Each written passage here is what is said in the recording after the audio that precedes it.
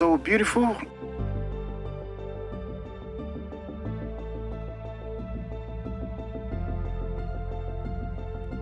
Tune into WildEarth every single day. It's in your nature.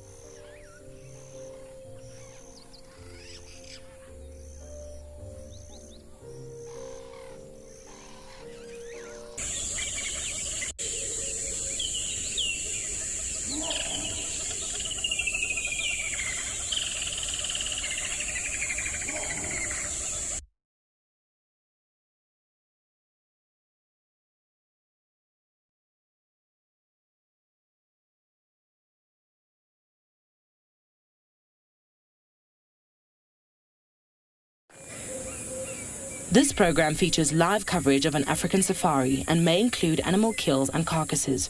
Viewer discretion is advised. Good morning and welcome to Juma Private Game Reserve. We are currently looking at a beautiful brown-hooded kingfisher. It is a very misty morning here at Juma. So the plan for this morning, we will be reporting live from different locations such as Ngala, Pride and Juma. So welcome, jump on board, and I hope you will enjoy your very own live safari from the African bush.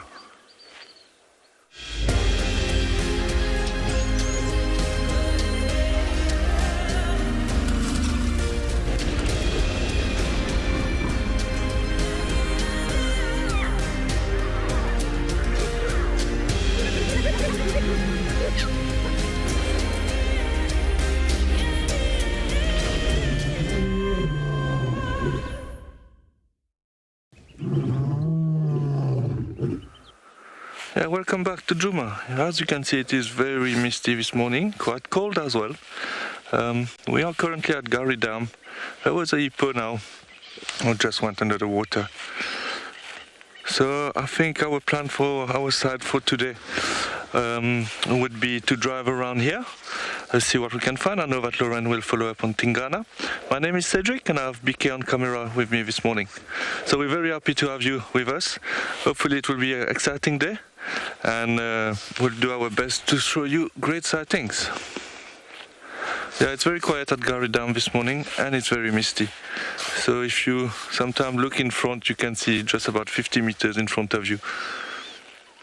It is beautiful. I think the sunrise will be beautiful this morning, a bit later.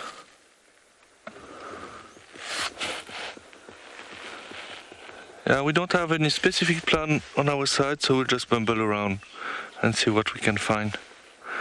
Would love to see a leopard or even some lions this morning.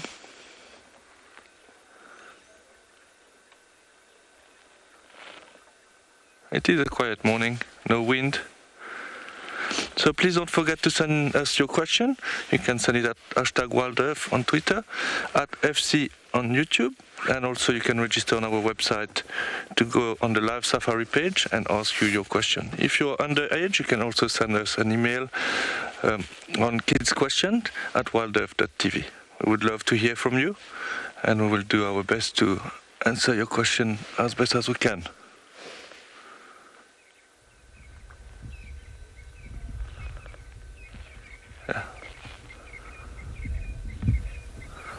I'm just hoping that the hippo pop up again and start making some sound.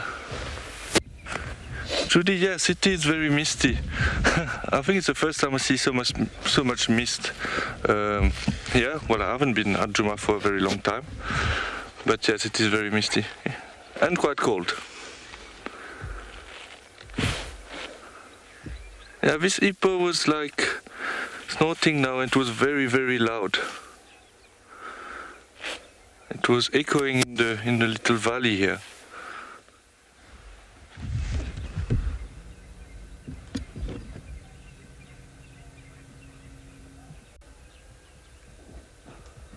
I don't know how well you can see on the camera with the mist.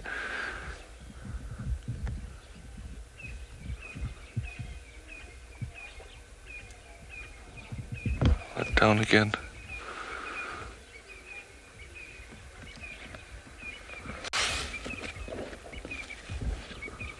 Yesterday we saw a very big herd of buffalo here. Hopefully we can find them again today. Okay, as you can see, it's a misty day here, quite cold, but let's see what is the weather at all our locations.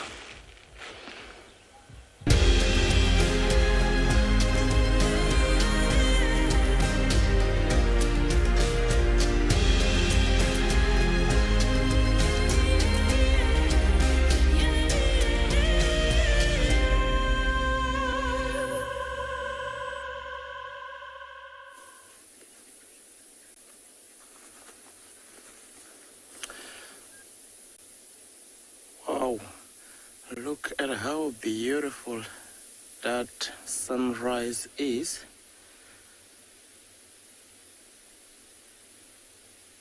The wonders and the beauties of nature. One of the beautiful sunrises of the Lowveld region. A very good morning to all our viewers, and welcome to andBeyond Ngala in Kruger National Park. I'm Marcus Koza, and I've got Owen on camera. Yeah, so this morning,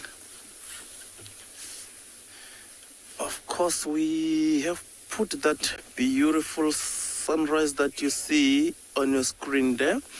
It's quite a beautiful weather this morning at andBeyond Ngala. So about 11 degrees Celsius, which is not that bad at all.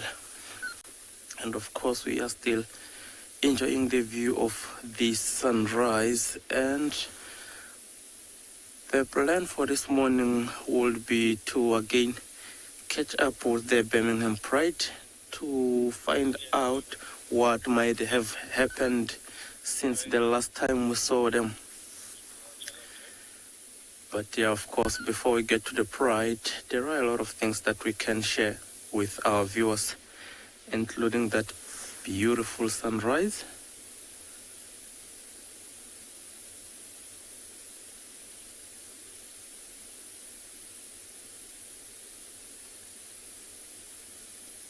And I had some ground hornbills at a distance, which I almost thought it was this pride that we are trying or hoping to catch up with. So yeah, we are not really that far away from where we have last seen them, and actually driving on the road this morning I saw quite a few tracks of what is likely to be this pride that we are looking for. So it shows they have moved, not that much I hope, but hopefully they will have caught something, because I would love to see them feeding. And sorry about that, because of the mist we are having, we'll have to wipe the lens every now and then for that result, of course.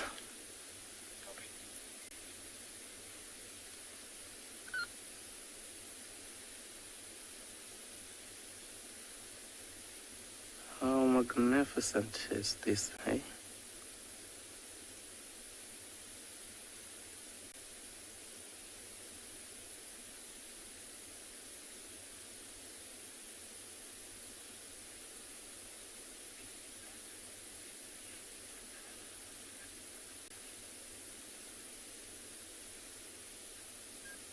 Yeah, right. For now, I think much as that sunrise, it is beautiful to watch. We are gonna keep on with our plan to try catch up with the Birmingham Pride.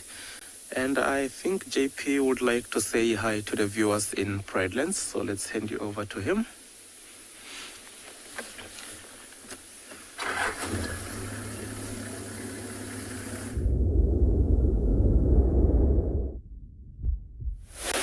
Good morning and welcome to WildEarth. We're live at Eco Training Pridelands and we are about to start our bushwalk.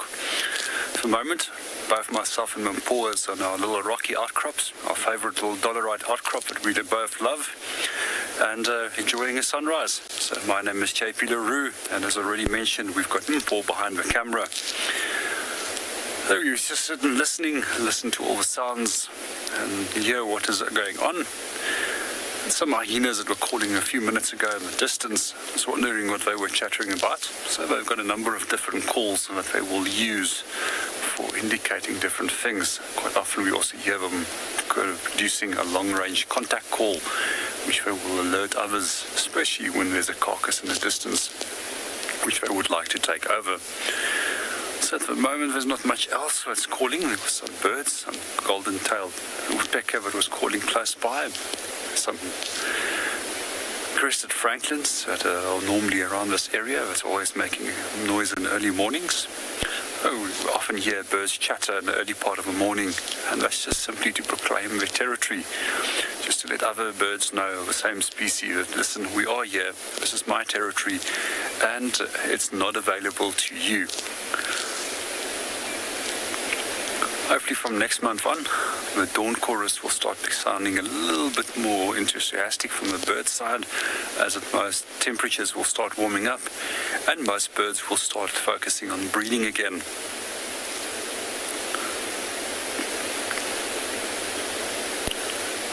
And meanwhile, we're just going to be dead quiet and allow you to enjoy the morning sounds as well as that beautiful sunrise.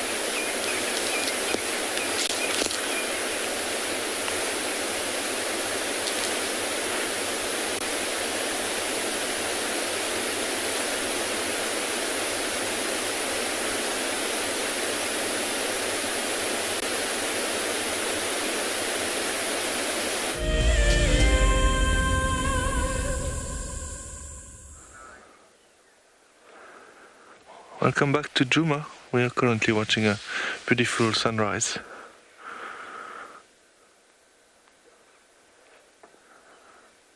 as you noticed, it is very misty still.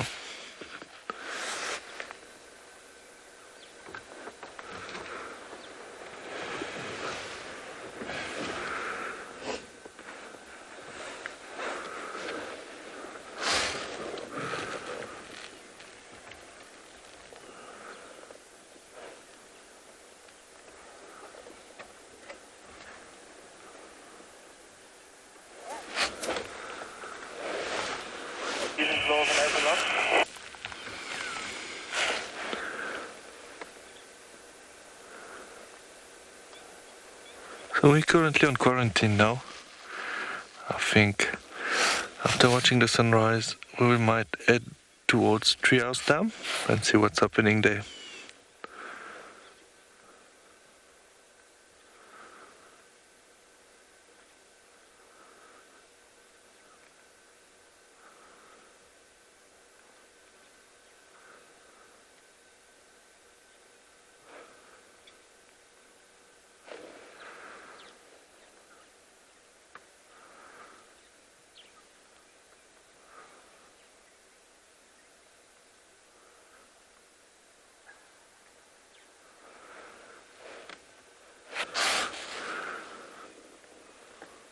It would be nice to see it's a leopard walking into the mist with a sunrise. That would be beautiful to see.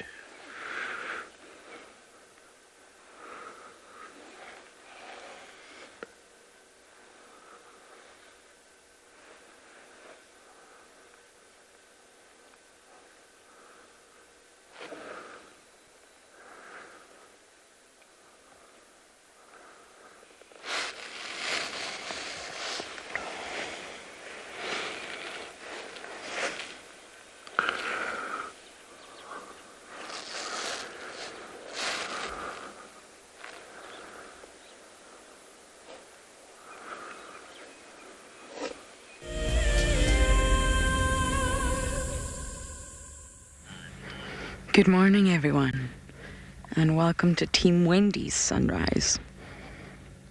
The mist, the dewdrops, the light. It's just incredible. We had a great start. We had Tengana for you all. We were following him for a little bit, but sadly he has gone off into the trickiest of blocks. My name is Lauren. I have Sabi on camera. I'm not turning around very well because I'm wrapped up in my cocoon. So I'm going to stay in my cocoon. But we did get an update. Tengana went on the animal path down Twin Dams, and lo and behold, you come wake up in the morning and he's on Gallagher Shortcut. He's been hanging around Juma a fair bit. He's mobile north, so there's a chance this is him moving into Buffelshoek, but sadly we no longer have him. He went deep into a drainage that the vehicle just won't make. But I'm not entirely sure what my plans are. I think I'm going to bumble west, check that area, and then head to the south.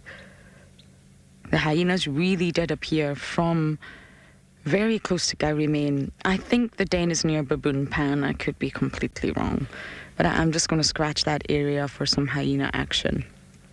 You never know, we might get lucky.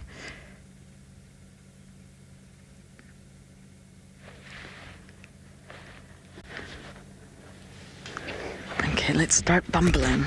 I love misty mornings like this. It creates such an eerie but beautiful atmosphere in the morning. Gallagher Shortcut, I think we should rename it to Tengana's Road. He is always on this road. Okay, we're going to bumble, see what we can find. And for now, over to Marcus.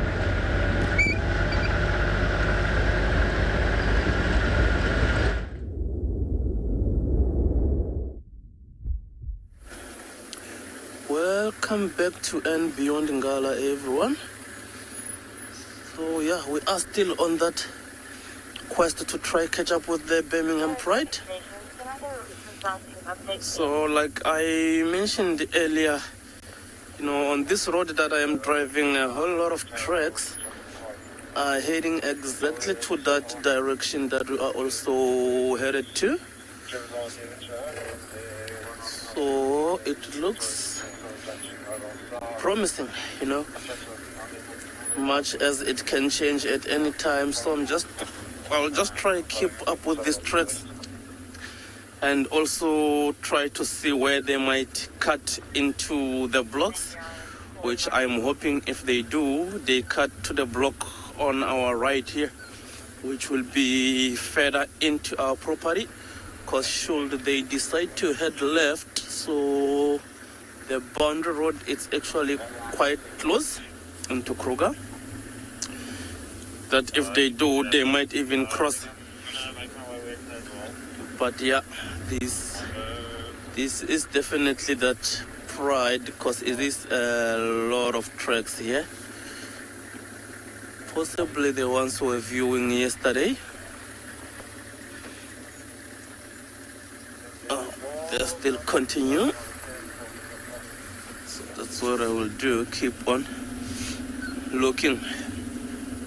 And because it's still early in the morning, you know, those roast males can still call, which might give us an indication of which direction they might have taken this morning. I'm on the riverbed near Sable Crossing at the moment, so I might just take the Old River that way and then hardcore. So like there is a good chance that they can still be on the move, because it is still cold, so it doesn't make them actually use as much energy when moving from area to the next.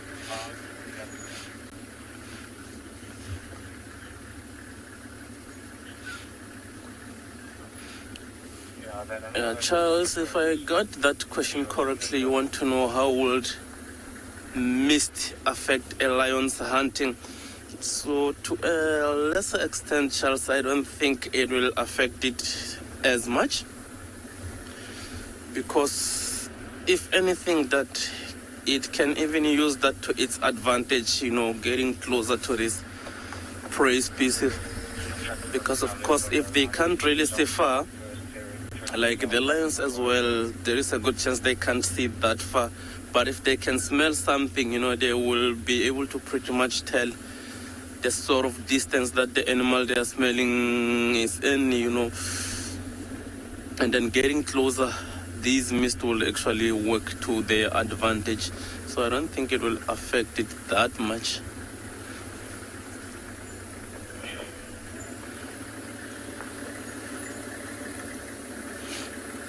Alright, there are still trucks on the road here.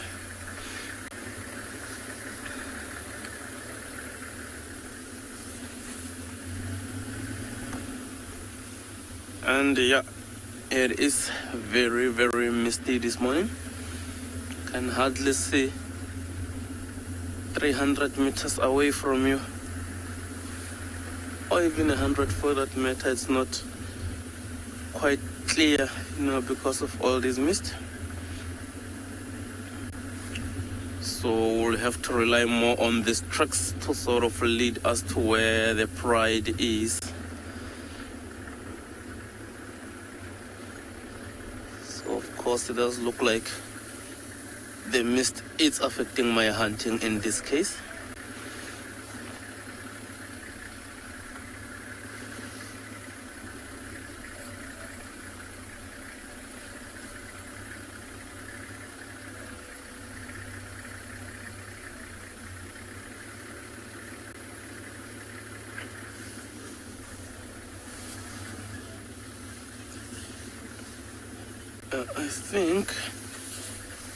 I think it's even worth me driving to look at the eastern boundary there to see if they don't really.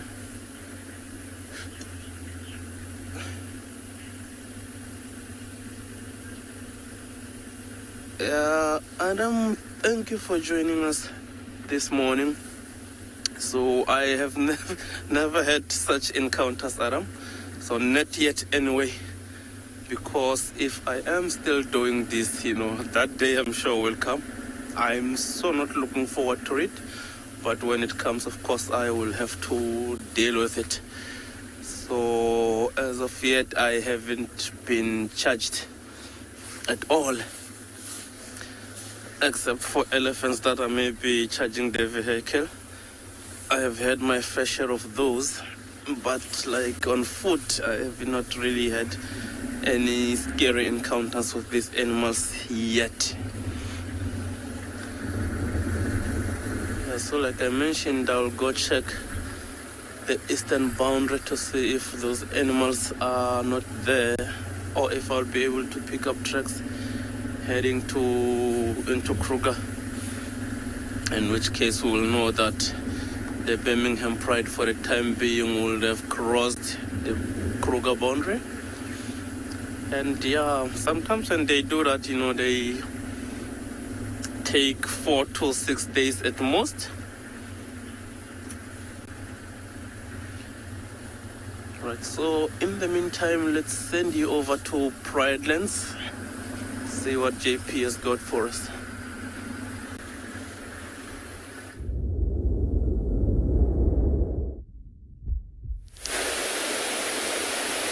Good morning and welcome back to Bushwalk. We're still enjoying our sunrise at the moment. There's a few interesting things that we would like to share with you about the sun. Firstly, it consists of almost 99% of our whole solar system. If we look at it, it's basically a ball of gas that consists of hydrogen as well as helium. It's situated roughly at 150 million kilometers away from us. And the light that it emits takes approximately 8 light minutes to reach us.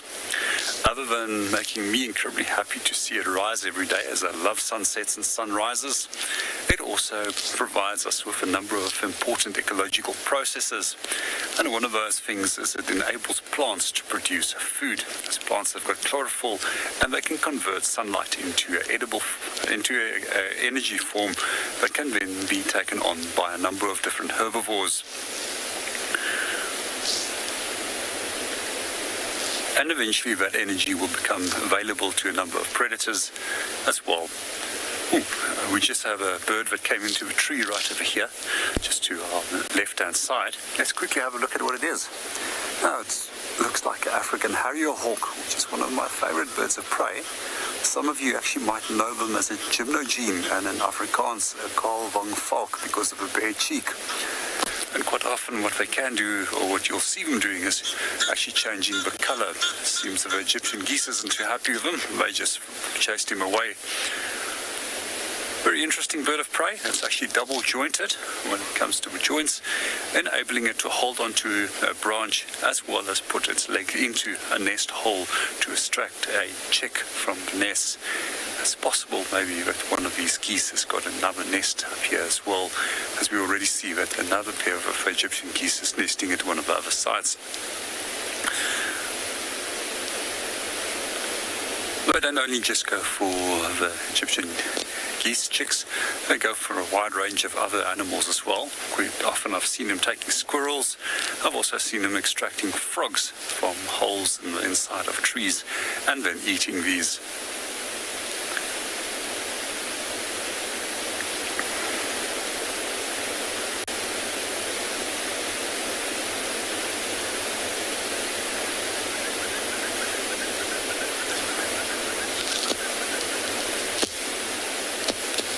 We're going to continue our walk and go and see what else we can go and find.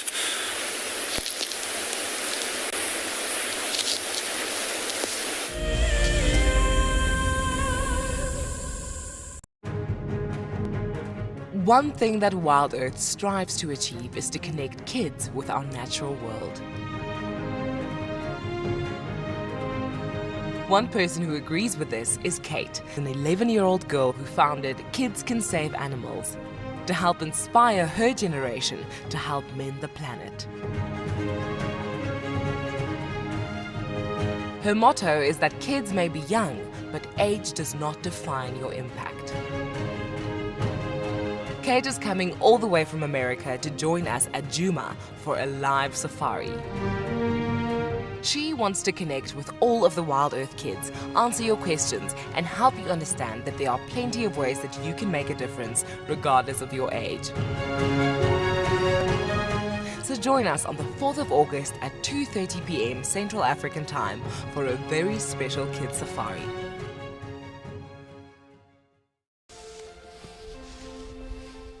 Hi, I'm Nikki, your guide here at andBeyond in Ngala. So my favorite animal in the African bush definitely has to be the zebra, because like people, with our fingerprints, every single zebra has a different stripe pattern. And, of course, a group of zebras together is called the dazzle. How unique is that? Come and join me or one of my colleagues here in Ngala for a sunrise and sunset safari on WildEarth.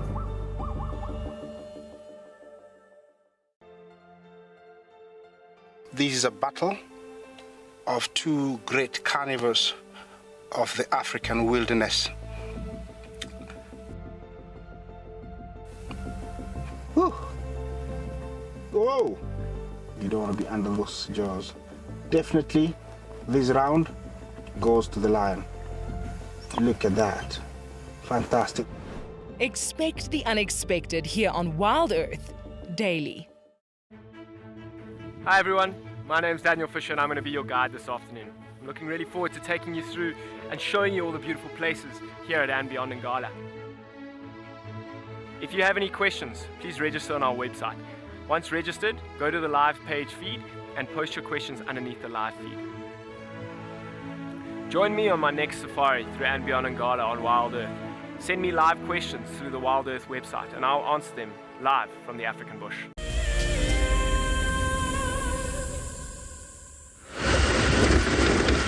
Welcome back with us. We're currently driving on Gary Main, heading in the easterly direction. We did a little drive near Treehouse Dam. Unfortunately, it was very quiet there. So now we're trying that side, and maybe we're also going to try Chitakat Line a little bit later. It is a beautiful morning with the mist. It makes it very special. Didn't see much trucks as well, unfortunately. But we'll keep positive. It's still very early.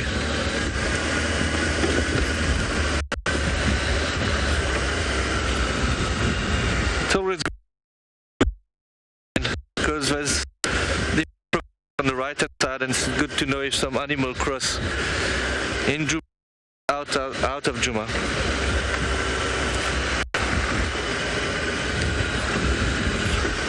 Before Chitakat, also stop at Twin Dam quickly. I know we don't get a lot of signal. Well, yesterday we didn't get. Hopefully it will be better.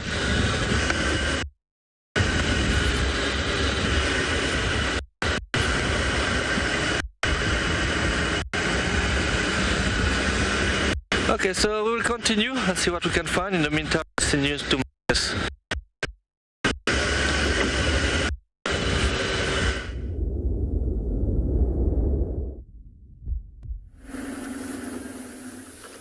Welcome back. So yeah, I did that little bit of this road like I have mentioned earlier.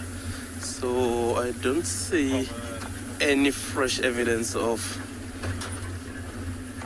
that might suggest that these animals have crossed over into Kruger.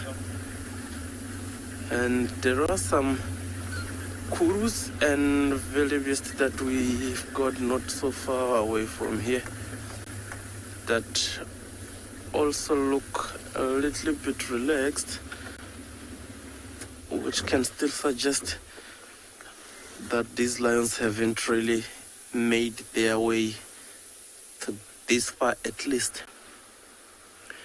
As you can see, those female kuru look like they're just walking away from us.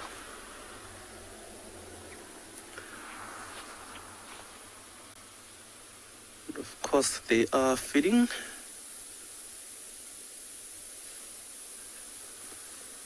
Also, you see some baits to their attendants. Some drongos, but that's a magpie shrike that you see they took off.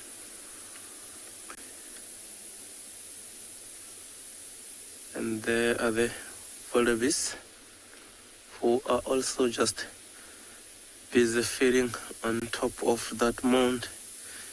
looking very exposed. There goes the drongo. And of course, if you look at that wildebeest, the way it's feeding, you can really tell that he wasn't threatened at all. It's now that he has lifted his head and start scanning around, but you can see that he's not really shown any signs that there might be some predators lurking here. It's just going back to his breakfast.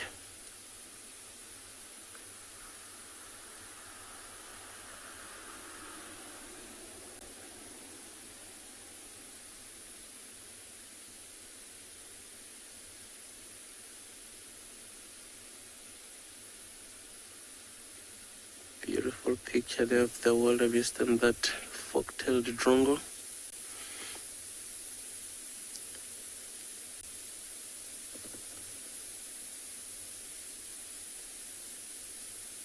So that wildebeest that we've got on our screen there, it's something that these lions we are after, might be looking to take down, because at least it's got enough meat for most of those lions, but I can promise it won't really go far as well. More so now that these roast males are with that pride, And of course, if they can kill something like this wildebeest, those males would claim most of it. And if an animal as huge as a buffalo bull doesn't even last 2 days with that pride, and for a wildebeest that size, I think it can hardly last a day. But at least it will be enough to keep them full while they hunt for the next substantial food meal that they can get.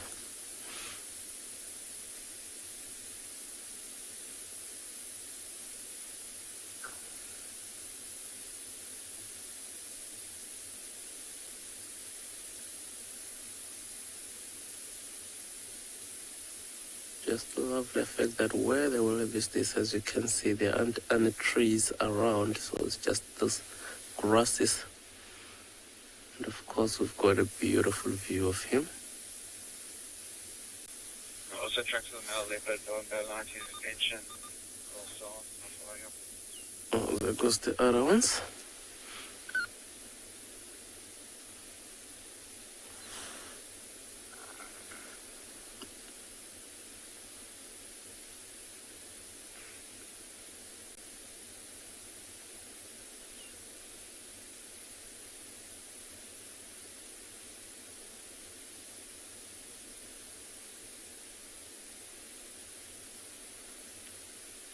That other one looking straight at us.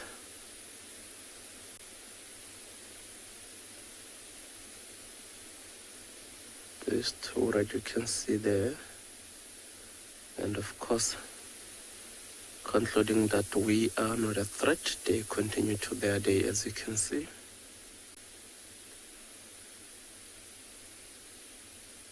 Feeding on the go.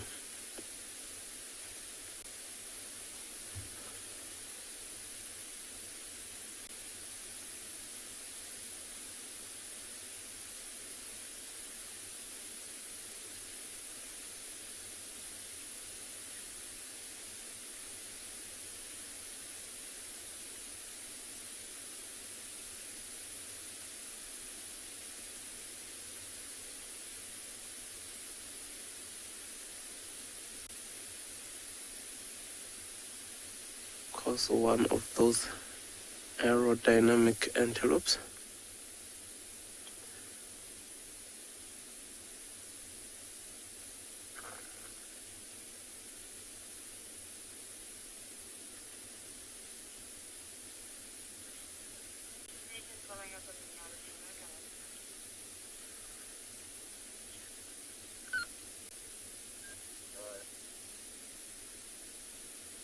So can you repeat that question for me, Jackson?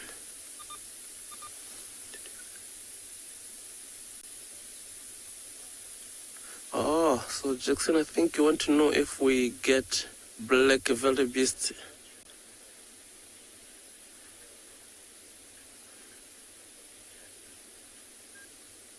No, negative, Jackson. I only have got this blue wildebeest. This is the only species that we get at Ngala. No black wildebeest whatsoever.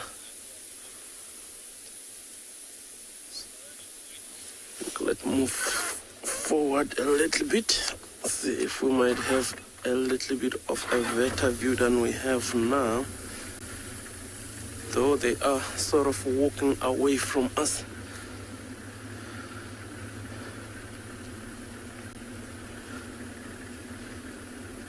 It looks like the mist still persists, eh? Which means that I did mention earlier and also apologize for it, but time and again, you know, Owen will need to wipe the lens so that we can bring at least clear pictures to our viewers.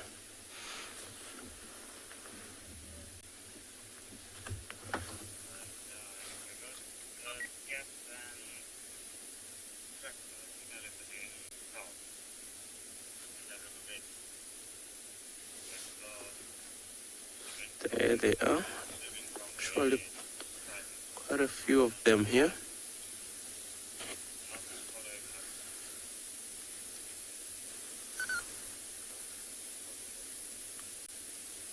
Going about their day. Of course, this is a breeding head. So a lot of looking, a lot of listening. And also a lot of smelling, you know, because if they do have numbers like this, at least they can even afford to graze like that without worrying much, because all of them are on the lookout, you know, helping out each other, look out, smell, or even listen to predators approaching. Predators like this Birmingham Pride we are looking for.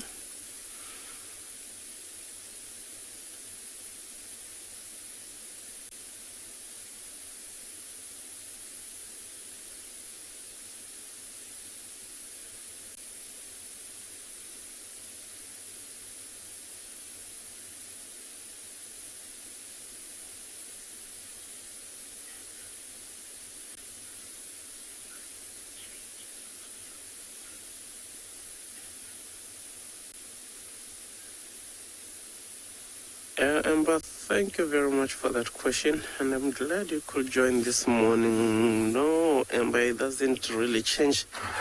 It always stays the same.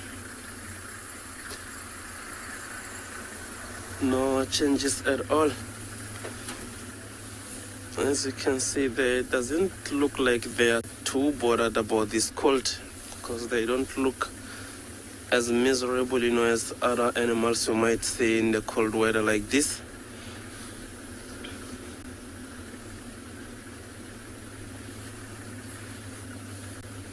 So it doesn't change at all. Just busy feeding.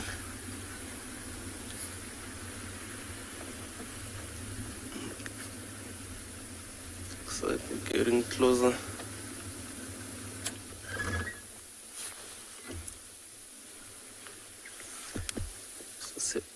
All of them looking at us, and then decided to go about their way again. So the closer we get, you know, the more they do their investigations. Look at us, trying to see whether we are in threat to their lives. And then they find that no, we just want to enjoy viewing them. And then, of course, they see that, and then they continue about their day. As you can see how all of them are walking now. Probably to a certain water body this morning. Now the sun is slowly starting to come out and feeding at grasses that are now this dry. You know, they will need to be drinking a lot more than they would if maybe they were feeding in summer where a lot of these grasses would be green. Now that they have moved away from us, it actually looks like they are crossing up ahead into Kruger.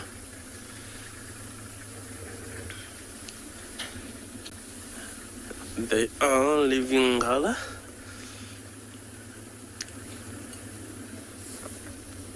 So just in front of us, one by one, crossing to the other side.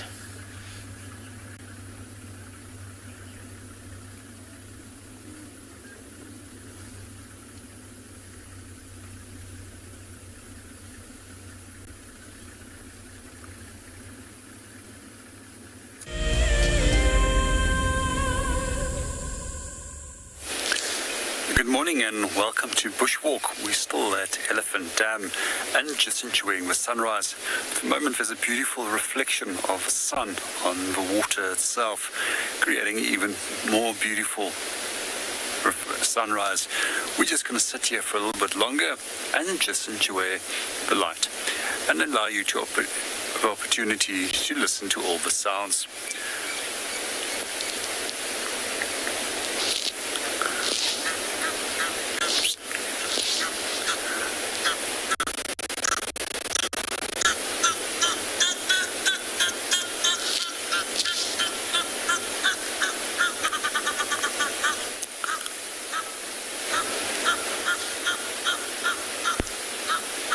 Just got a commotion that started off here at the dam again.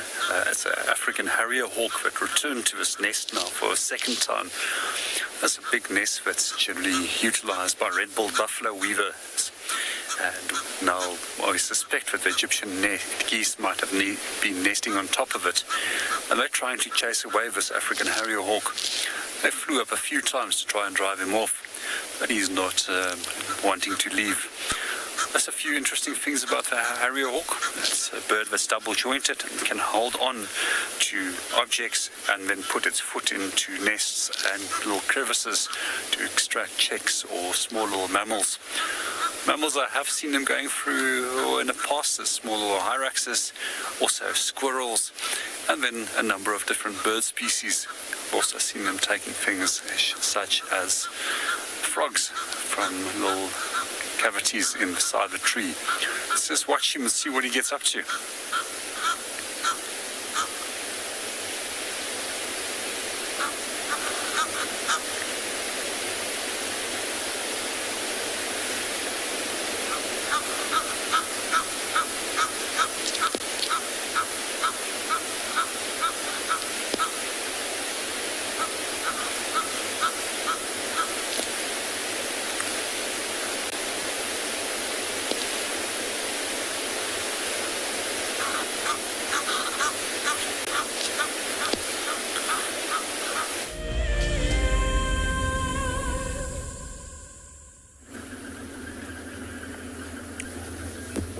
Welcome back to Ngala, everybody.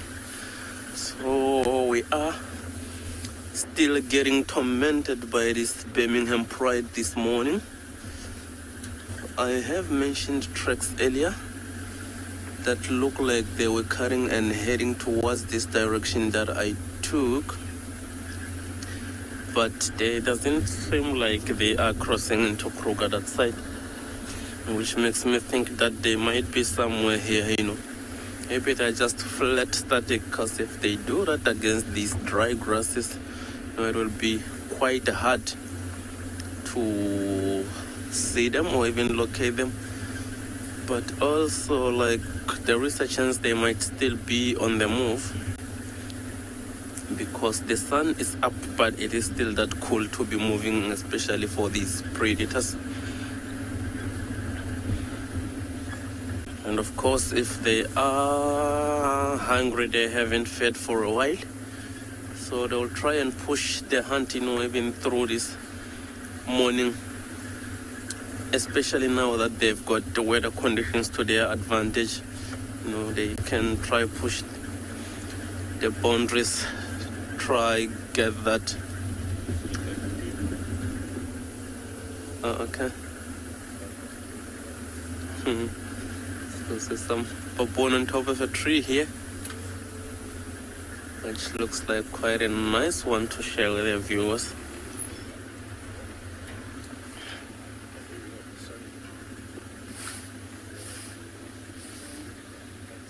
Like that.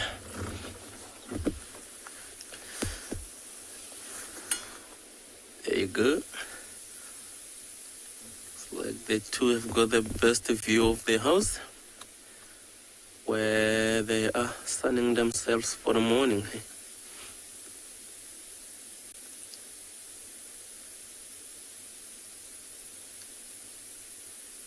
That one still looks a little bit miserable, but of course it is getting a bit of sunlight, which is quite appreciated by that baboon there. See how also is scanning from side to side.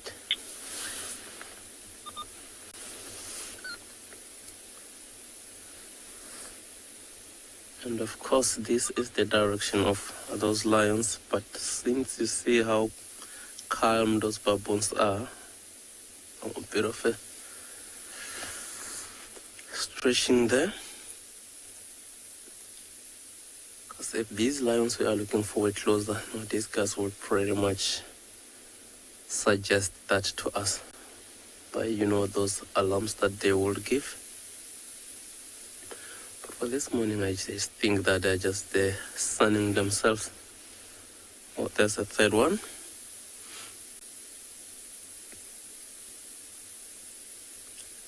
Scratching again.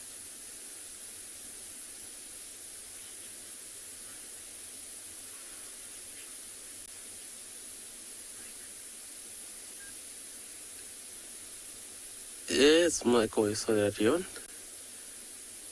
Yeah, Mike, these baboons will always pretty much be in troops, which will be much bigger troops than the 3 that we see there. Which suggests that I think there will be some other troop members here. And of course, it's not too far from one of our other lodges, which is the tented camp. You might find that the others have made their way to cause havoc that side. Because of course they go for the trash cans to see if there might be something that they can eat. And even break into the rooms if they are not properly locked.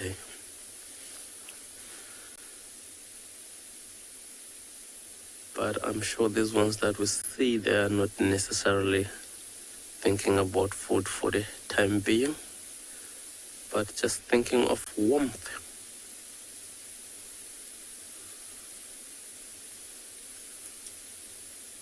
And these, of course, are the Chakma baboons, which is the only baboon species that we get in our area here.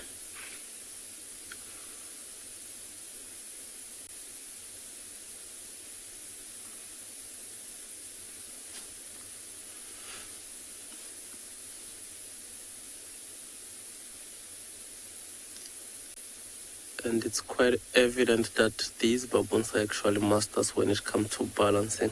As you can see, they just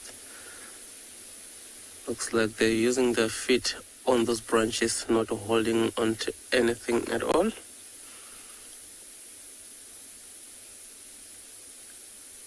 And of course not shaken, because they are confident when it comes to that, as you can see with that one. Oh, I think it hit us.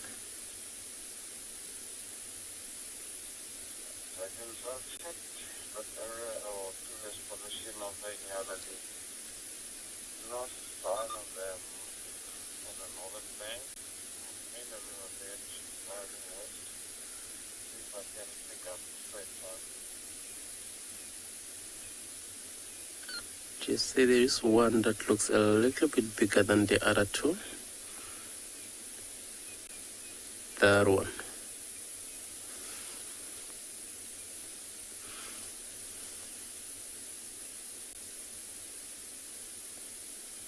And of course, those other small ones will be learning a great deal from that old one. Because with these old animals, especially in animals that live in groups or troops, as the case is with these ones. They will be teaching these youngsters pretty much about anything and everything, including survival, They move closer to each other.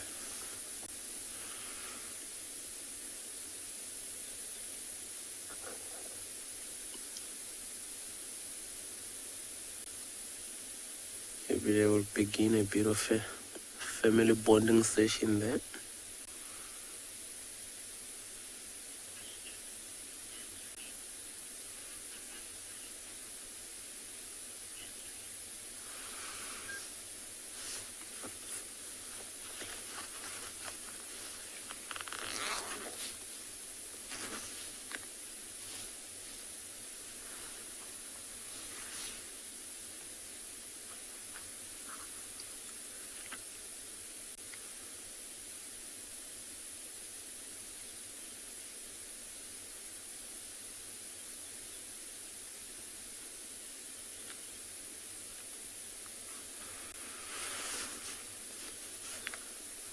I think these baboons are actually enjoying the sunlight as much as I am.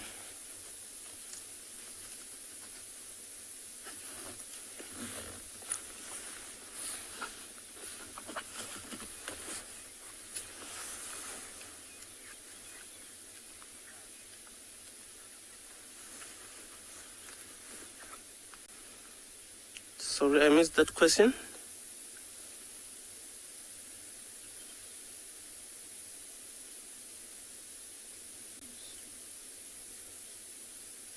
Where do they sleep?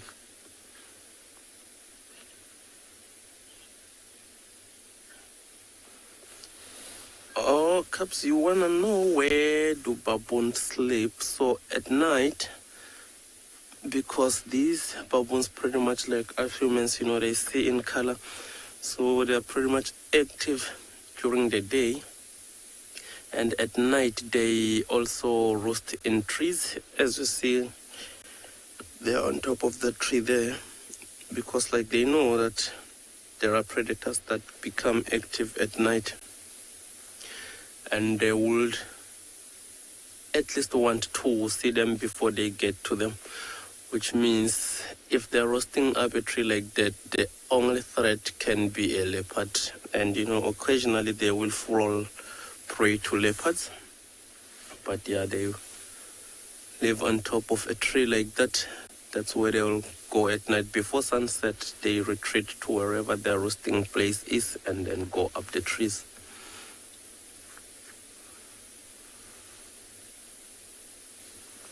Now, as you can see, these ones are pushing it a little bit, but whatever goes up must come down eventually. So these will come down as well, probably make their way to tented camp.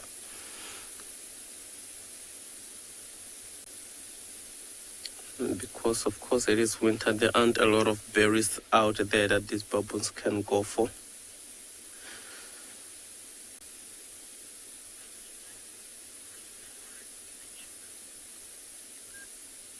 Yeah, so for now let's hand you over to Juma.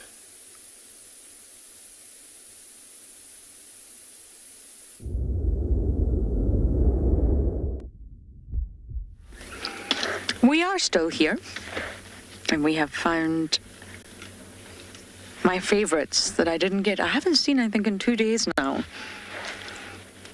I didn't encounter any elephants yesterday. Look at these two tough. This will be two boys, I'm sure.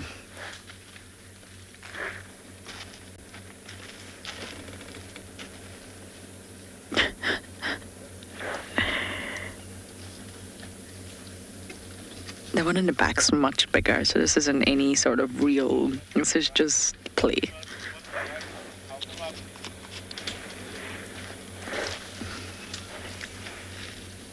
They are all crossing out though. We're on Triple M, our western boundary, and they are crossing from Juma over into Arathusa.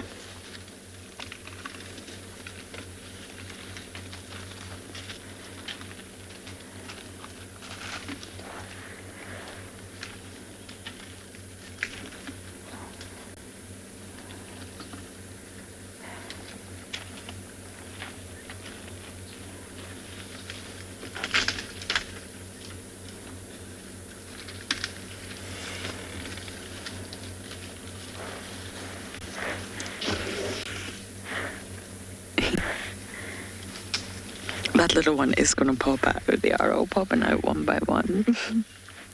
Hello.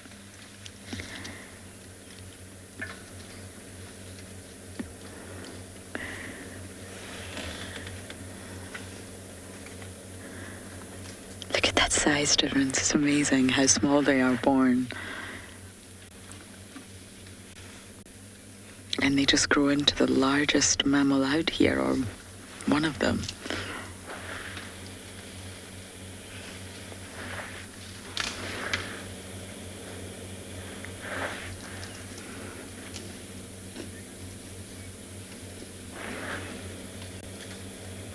You see that one just holding his stick? Oh, now we're going to eat it, okay. Road snack.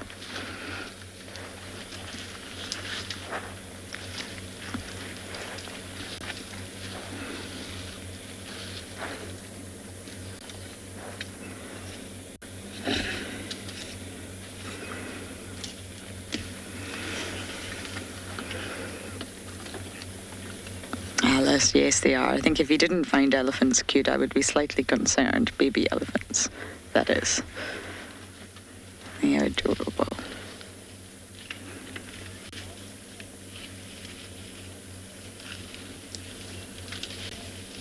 I love just listening. For some reason, I find it really comforting when you hear elephants, even if you close your eyes or you can't see them and you just hear them moving through the bush. What's that young one doing? I think it's lovely to just sit and listen to the noise that they do make, the crunching of branches, pushing the grass aside. We're definitely going to sit here a little bit longer and enjoy our ellies.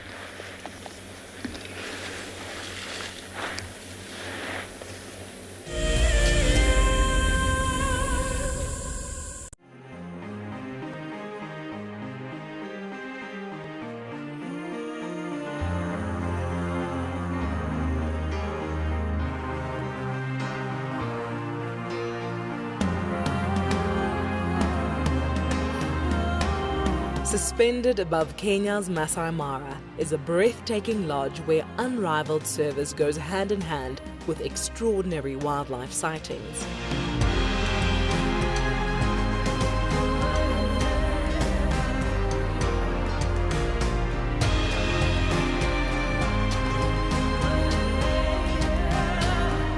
Ngala Mara offers a quiet place where guests have the opportunity to reconnect with the world again. Sign up to be a WildEarth Explorer before the end of July, and you and a friend could win a 3-night stay at this award-winning lodge. WildEarth Explorers, it's in your nature. There's a grounding earthiness to this place that we feel in our ancestors. It's a place where, believe it or not, we evolved as a human species, and anyone who's come to Africa will understand that. The connectivity that the continent has to the person and to people's souls is next level. I'm thoroughly looking forward to taking you on your next adventure when we explore all the small and big things. Catch up with the guides daily here on WildEarth. Looks like it's a very difficult climb because every time it tries to climb, the ground is breaking, so it slides down. But it's the only one. Look at that. That is the call of desperation with a cub. It's like, what are you doing, mommy? Oops. Oof. Expect the unexpected here on WildEarth daily. Hello, I'm Marna, your WildEarth Safari Guide from andBeyond Ngala. What I really like about connecting with WildEarth viewers is that we get to speak to viewers instantly, and I get to show you this beautiful property. If you want to ask me a question, register on the WildEarth website. Simply head over to the live safari page and you can submit your questions there. Join me or one of the other guides twice a day on WildEarth.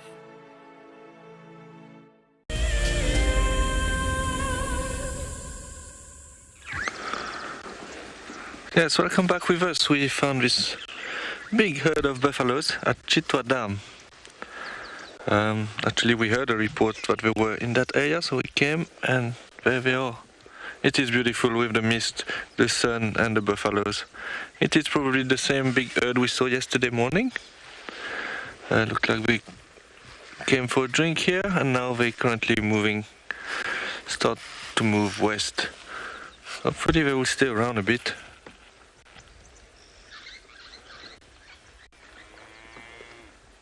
It is very special to spend time with a big herd of buffalo like that. Especially at this time of the day, next to a dam.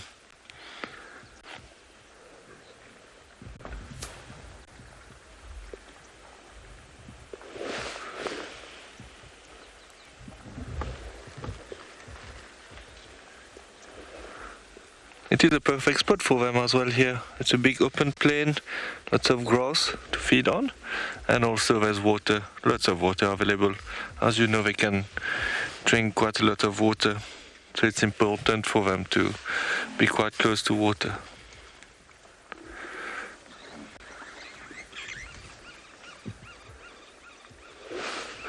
There are also two beautiful fish eagles on the tree at the back there.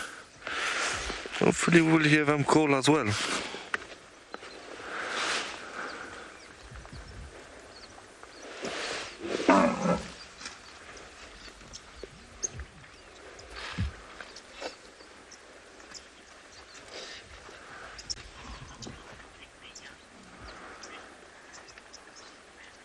Sandra, you would like to know how do buffaloes protect their young from predators? They will work as a group. So basically, if lions try to hunt a young buffalo, the other adults will go around the young one and try to push the lion away. So basically, it's teamwork. They have very sharp horns. Well, not sharp horns, but dangerous horns, so which can be dangerous for the predators such as lions. So they will protect the young one by putting them in the middle of the herd and try to push the lions away. It happened sometimes that the lion caught a young one and then the herd came back to push the lions away from the young one, and the young one survived. It is a bit sad that they're moving in the block on the right hand side now. It was so nice to have them on the open plain with a dam at the back.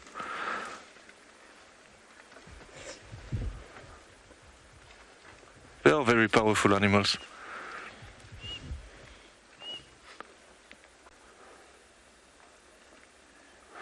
There's two of them on the left hand side, kind of play fighting, let's say.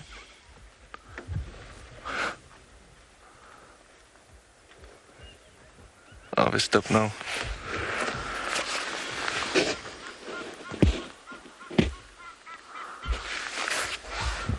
Look at this one running.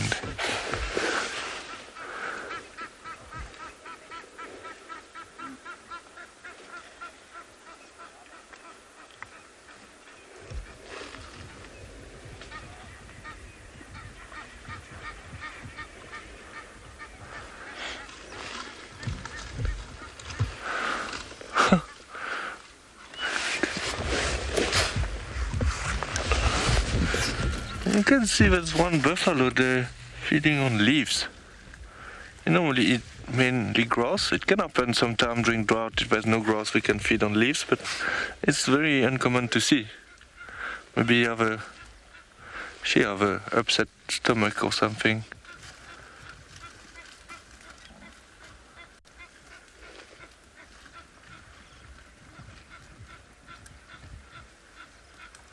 I'm not sure if she's eating the top of the grass, but I'm pretty sure I saw her taking some leaves as well.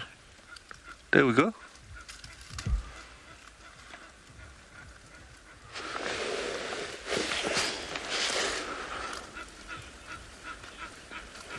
Don't see that every day.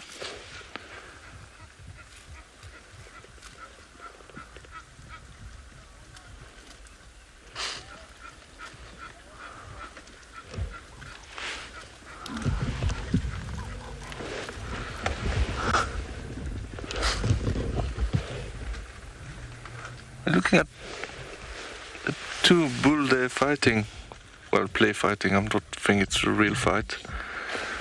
It's quite nice to see.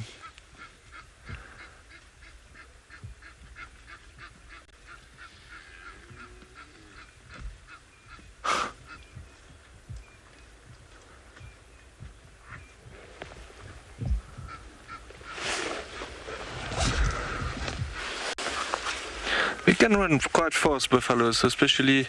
This is why it's quite dangerous on foot. Sometimes I think we can run up to 56 kilometers per hour. And we can weigh it up to 800 kilograms, maybe sometime more. So can you imagine a big animal coming towards you that fast? When you're on foot, it's quite scary.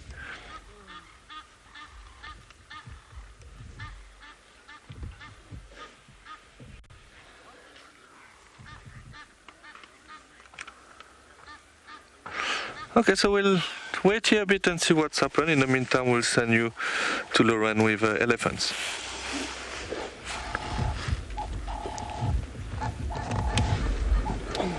And we lose them if they're all going. We're having the best time with these ellies. You see this one? It's been dragging his leg across the sand. It's just stopped. Why have you stopped? There we go.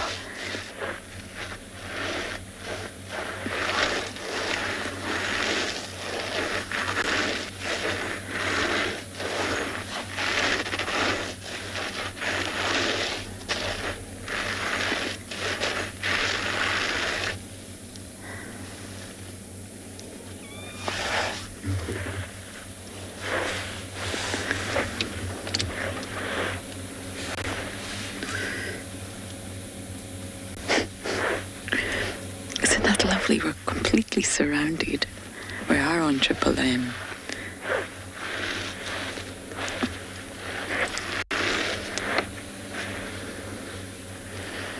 What are you doing, little one? That's how you exfoliate dry skin on your feet, everybody.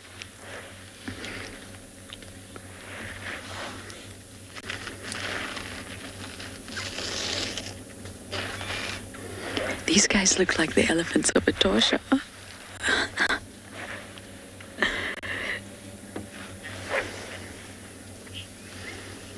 You're saying this is some fascinating mannerisms.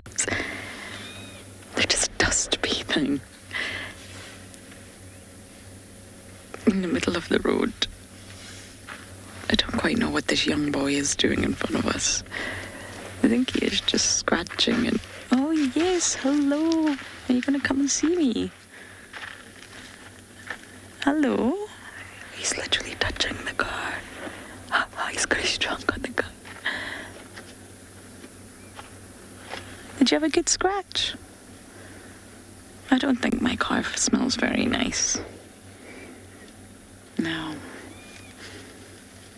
Aren't you just lovely? A very curious little bull.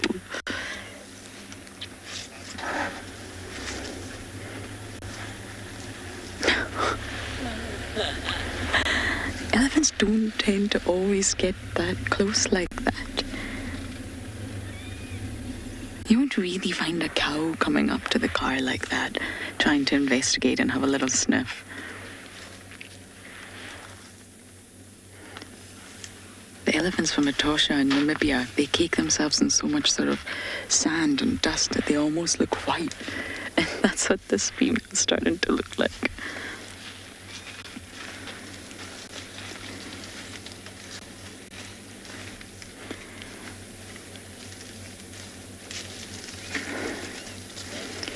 Wasn't that just fascinating? I can imagine dragging their legs like that on the sand probably does feel really, really good.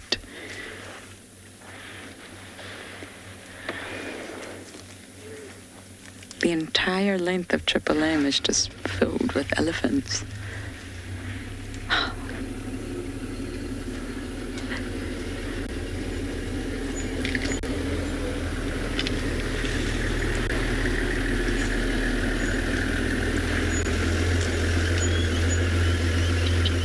Everybody's trying to get from A to B, but it's a little bit impossible because there are elephants everywhere. I want to try and move forward, but I feel...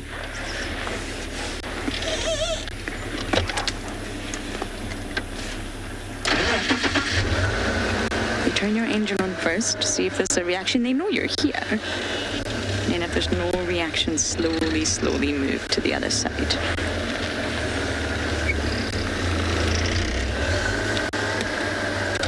Hello, little one. very confident. We are going to try and stay with these ellies as long as we possibly can.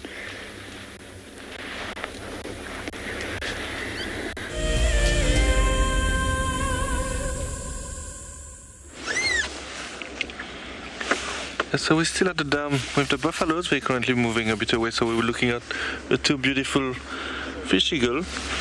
Sorry, I'm just going. Good. Sorry, just a vehicle just passed now. So we're going to sit here and listen. There's another vehicle who's going to pass, but we should leave the area, so it will be a bit quiet.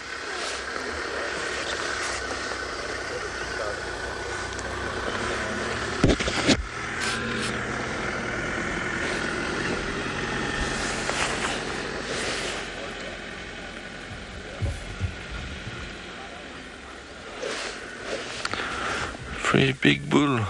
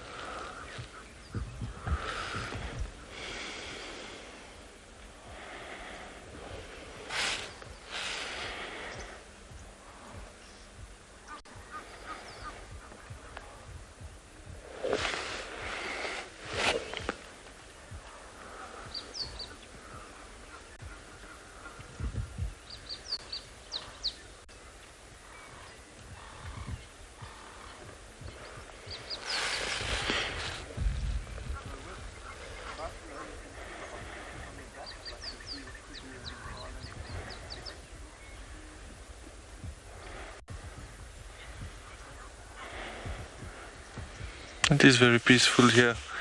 I really like this dam. There's always something interesting around here. From crocodile, hippos, and today buffaloes.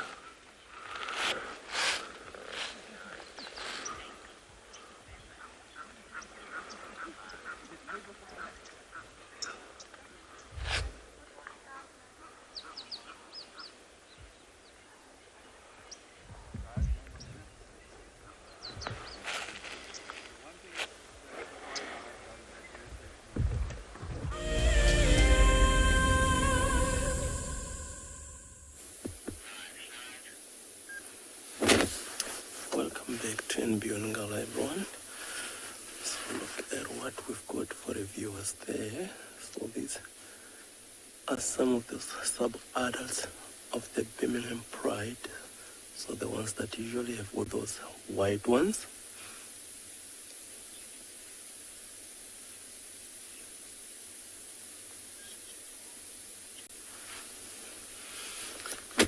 So those buffaloes we saw earlier, it looks like these youngsters are actually on their trail, and they are not really too far away from where we are now. As you can see, that one lion looking pretty determined in that direction, and there's that Birmingham male who look like he has joined with those brothers.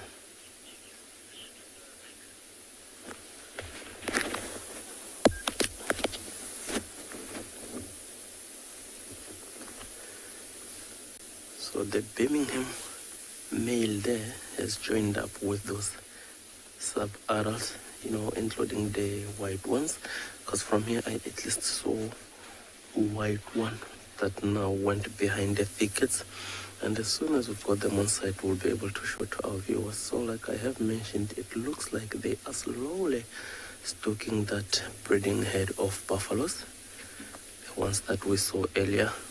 Like they are not even 100 meters apart from each other, as you can see. But looks like they're still trying to figure out how to go about it. But they still have them on site, which I'm just hoping there will be a bit of action. There's the white one at the distance that you see there. Looks like that white female, not necessarily the male, but I do believe that the male is here as well.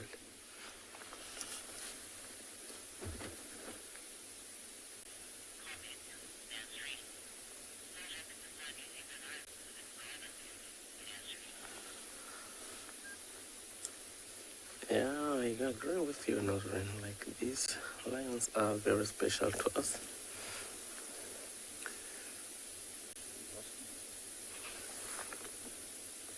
Oh yeah.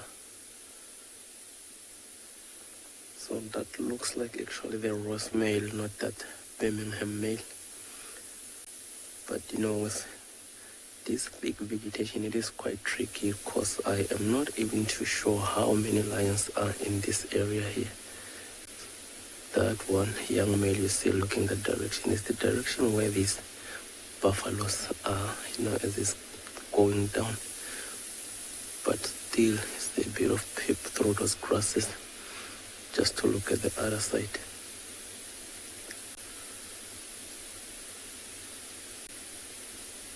So, you know, there is a good chance there might be some action, hopefully sooner than later, but they look like they are really stalking these buffaloes because they're getting closer and closer. You know, at first when we saw those buffaloes, they were on the road not too far away from here, and they've moved slightly towards the Kruger site. And these boys, as you see, they are on their trail. Time and again, just taking it easy like that. Maybe trying to diffuse the whole situation, since at first these buffaloes saw them. You know, and that's when they sort of lose that edge, which is this element of surprise to the buffaloes.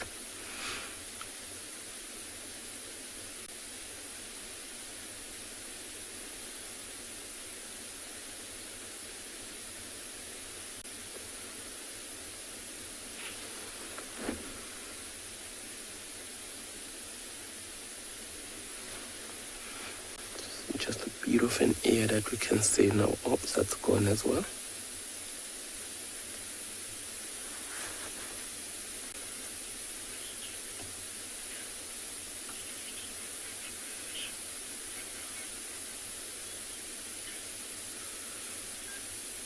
Yeah, Linda, if I heard that correctly, I want to know if he will form a coalition with his younger brothers.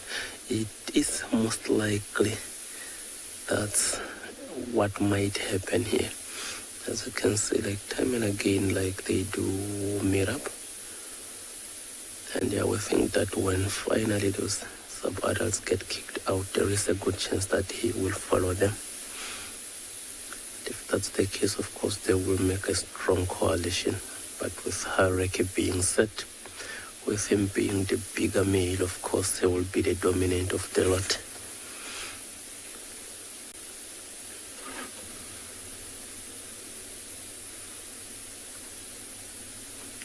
Look at that one. Much as he's lying flat with those grasses, still looking that direction. And of course, it won't be as easy for these buffaloes to be able to see him where he is.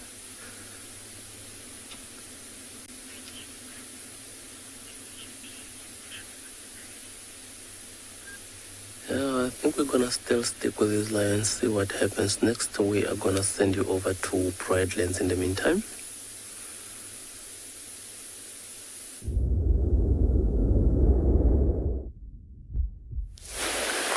Good morning and welcome back to Bushwalk. We've had a pretty interesting morning over here at Ndlovu Dam, as we had a number of different altercations and interactions between Egyptian geese, another pair of Egyptian geese, and also an African harrier hawk that eventually came to raid the nest. So what we did notice, at first we thought it was a chick that they flew off with and dumped it somewhere. But the adults flew up towards where the nest is when the African harrier hawk was busy raiding it, and they chased it off successfully. And then when we came to have a little bit of a closer look, it was actually the egg case that has been dropped away from the nest by the adults.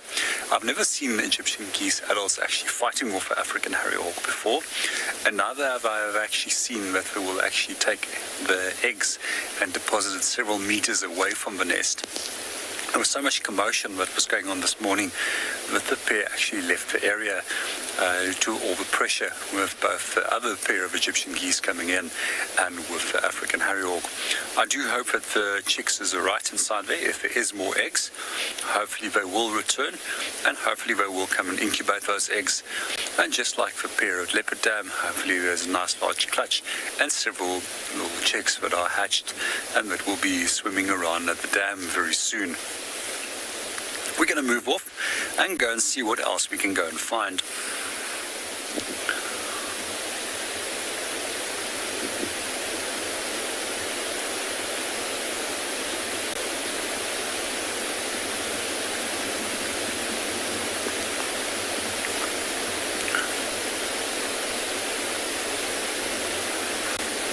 Well, as we move on.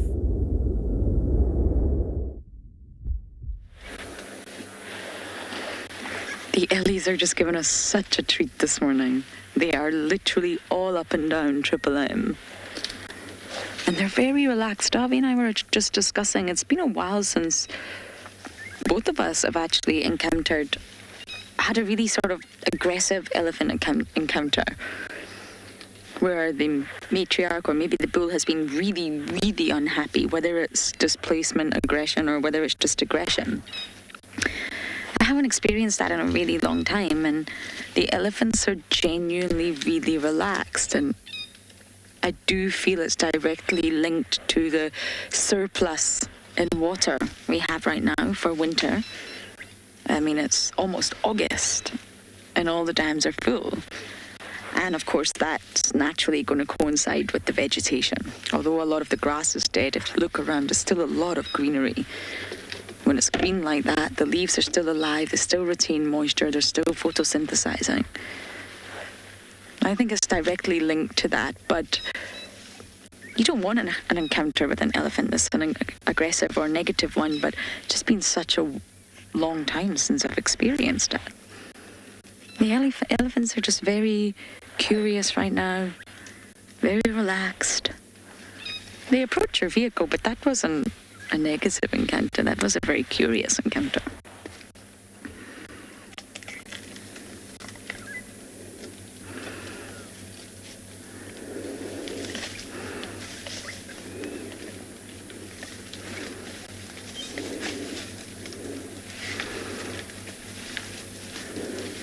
Oh, look, no tusks, Dab.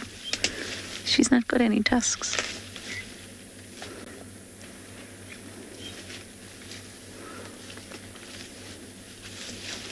They almost look naked without tusks. It's really obvious when you see an elephant without tusks. It's immediately obvious.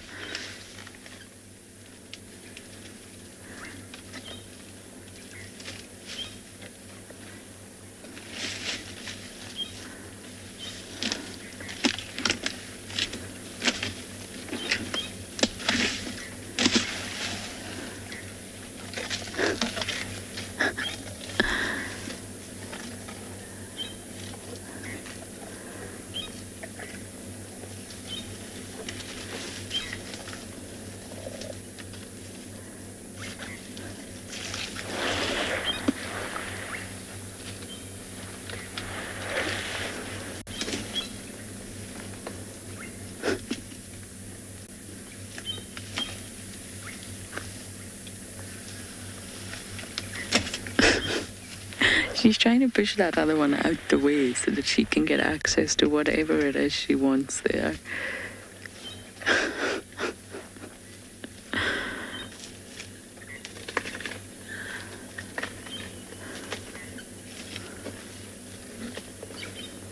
Being tuskless doesn't affect your fitness, your overall fitness, or your reproductive fitness, of course. It may mean she can debark trees, but in every other way, it doesn't affect them. Especially females. For males, it's a little bit different. But for females, it doesn't affect their overall fitness.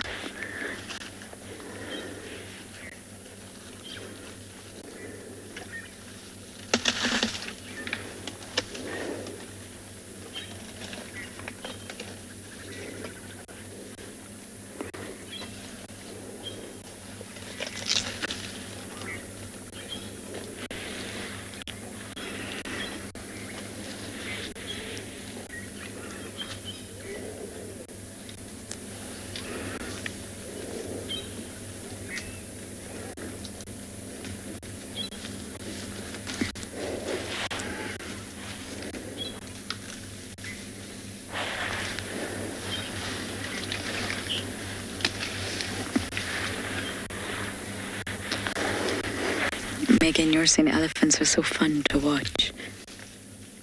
They are indeed. It's exactly why I stay silent a lot when I'm watching elephants, because I think you don't need to listen to me. You can really pay attention to what they're doing. The small little movements. See how she's just playing with that branch? Listen to all the sounds. The elephants have really been spoiling us lately.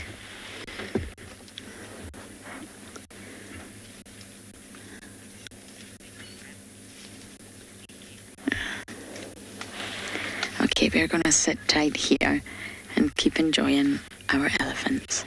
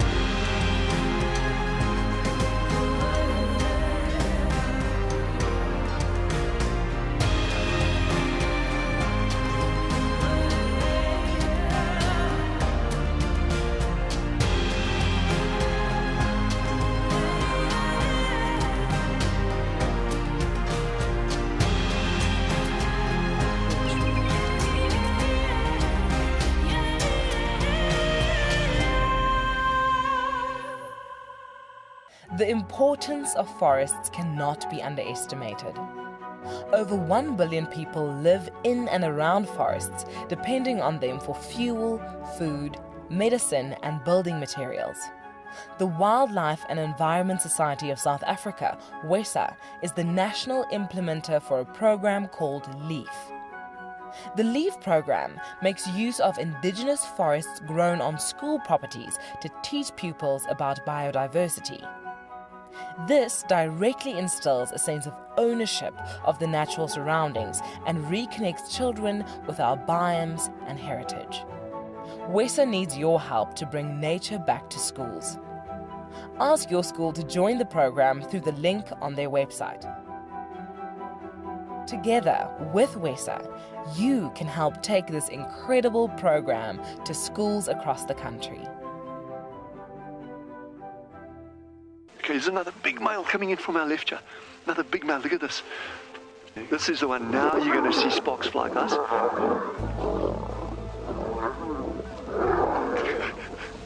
Guys, it doesn't get better than this, eh?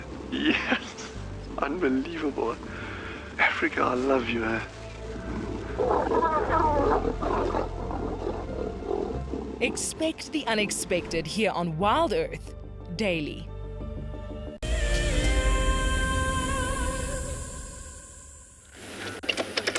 We've just been watching this tiny little baby elephant. It was so relaxed because we're a little bit further away.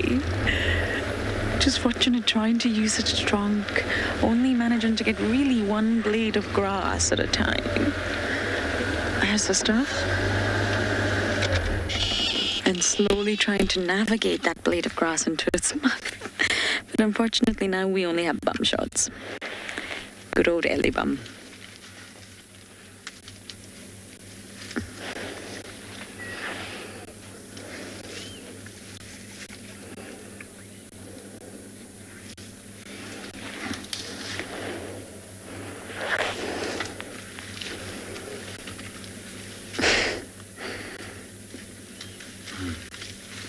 This vegetation patch must be the best. But look at all the size, the size differences.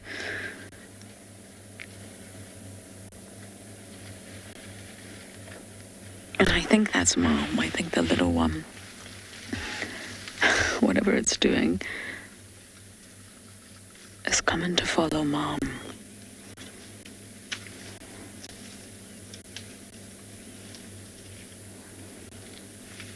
Station 0 Tengana, coming.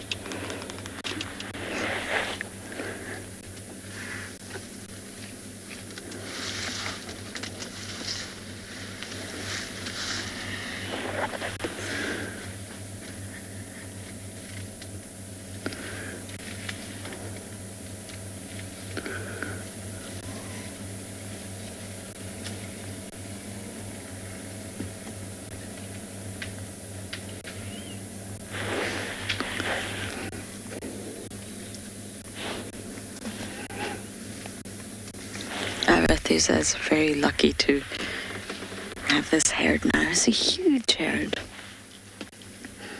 Just a never-ending stream of elephants.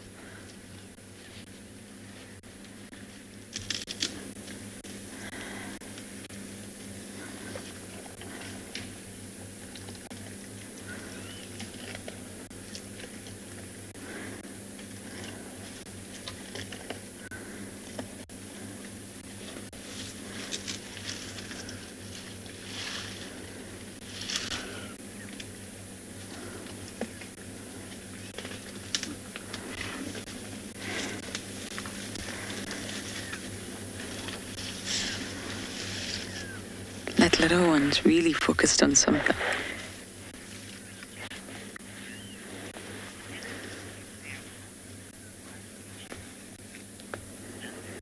Moondust, you're asking, would elephants use their tusk to fight with one another?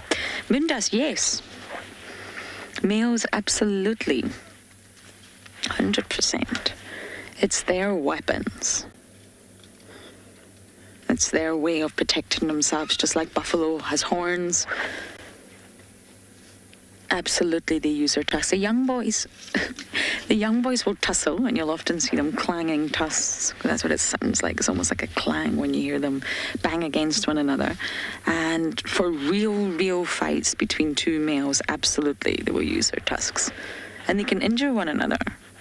Can even be fatal.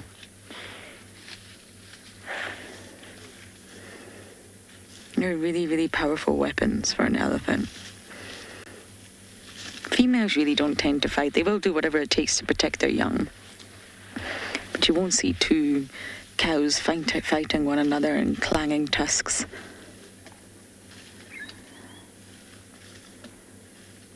And naturally, if a bull doesn't have tusks, then he's not going to be able to sort of protect himself as well as those males that do have.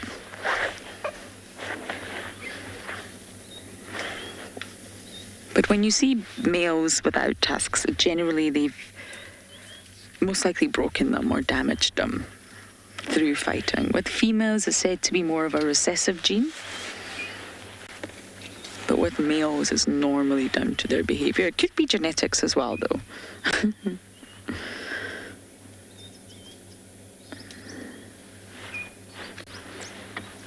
Moondust, I love that name. Moondust.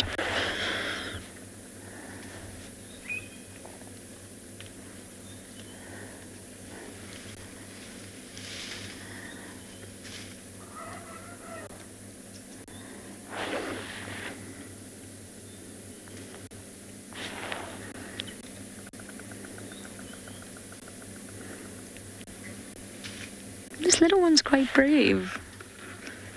It's not completely on his own, of course, but it's not right next to Mom.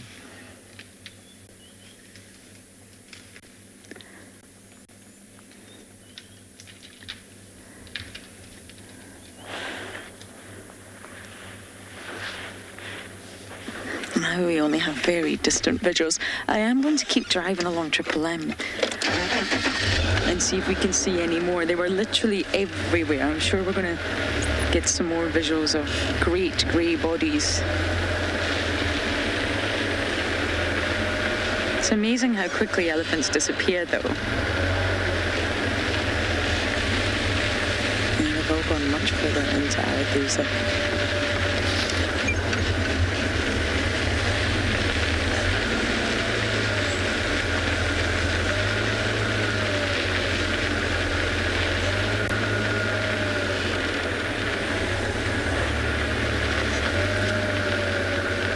There's quite a few down there, a nice little congregation, but I'm not sure.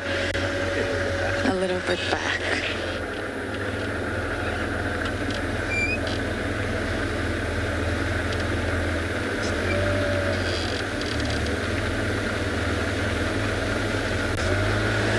Anything?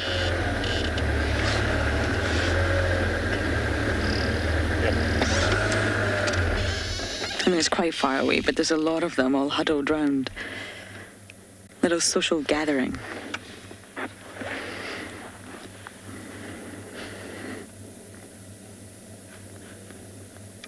It's not the best views, I'm afraid.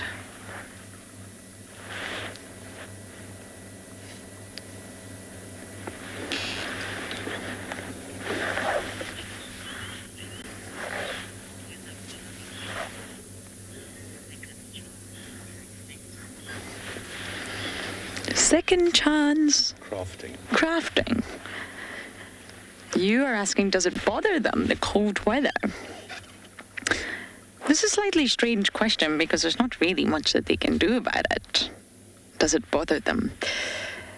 I don't think it bothers them per se. I think they just adapt. And physiological processes will adapt, behavior will adapt. Whether they like it or not, you would have to ask an elephant. But just like we adapt when it's cold, we put on more layers, or we turn up the heating, we wear scarves, we wear gloves. Sometimes we jump up and down in the morning. We adapt. When it's hot, we take off those layers and we put on sun cream, drink extra water. It's exactly the same for elephants, except they don't put on layers.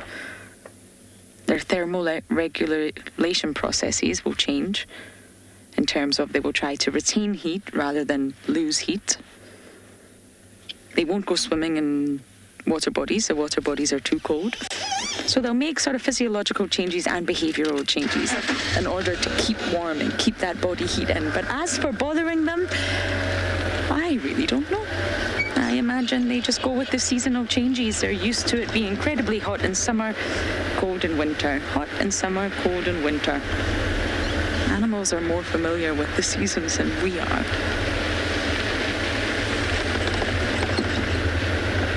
Elephants probably keep mobile a lot during the night and winter in order to generate heat. So they'll just move and go with the flow. Okay, we're going to see if we can find any more Ellies for you, and we're going to send you guys over to Marcus.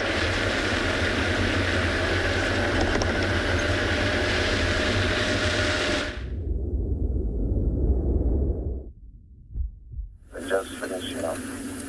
On a prominent southbound from south of Paul. Welcome back, everyone.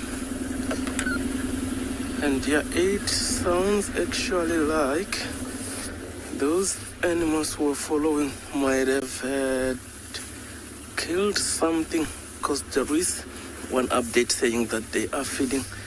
So we are trying to get at least to the area, which, as you might see, it's not as easy. But yeah, I will try my level best to see if maybe I will find an area that will be a little bit more accessible to the area.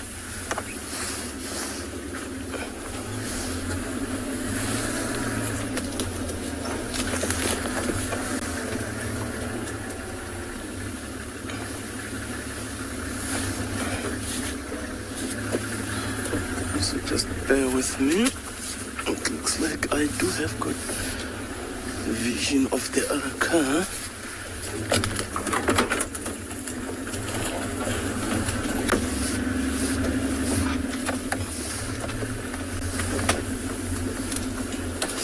I am not even sure what is it that these animals might have killed earlier. No, but I guess we'll find out when I do get there eventually.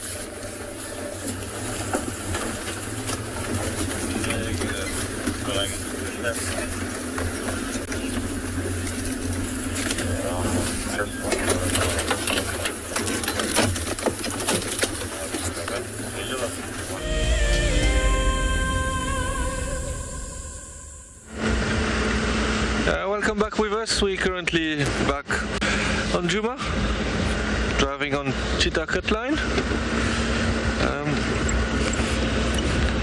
We did have a look here this morning before going to see the buffaloes. It was a bit quiet, but we decided to give another go.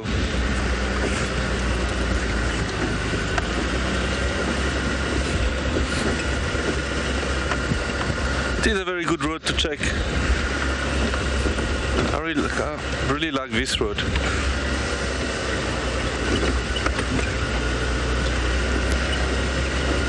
There's a vehicle coming. I'm just going to park quickly on the side to let them go.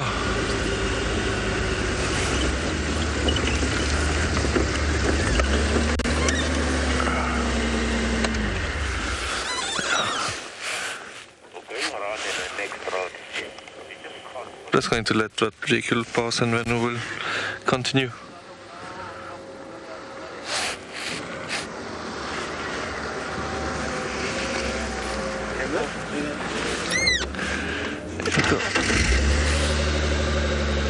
It's a very quiet car. The one that just passes, I think we have electric game viewer.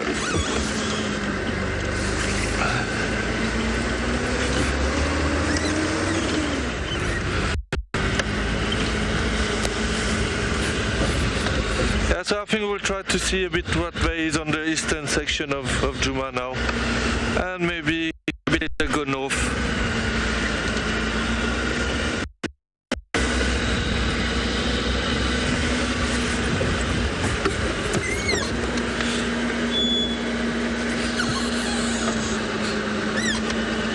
Stopping here to look at some trucks. There's quite a lot of Hyena trucks on the road now. So we'll continue on this road and see.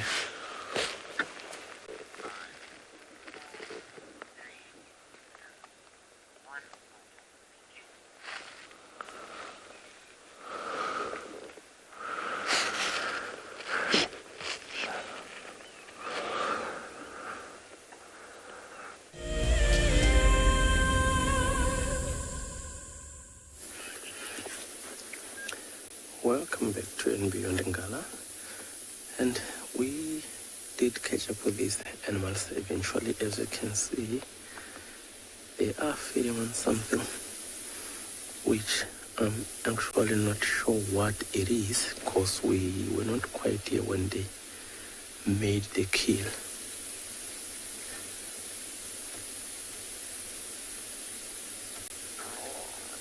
A bit of bone crunching every now and then.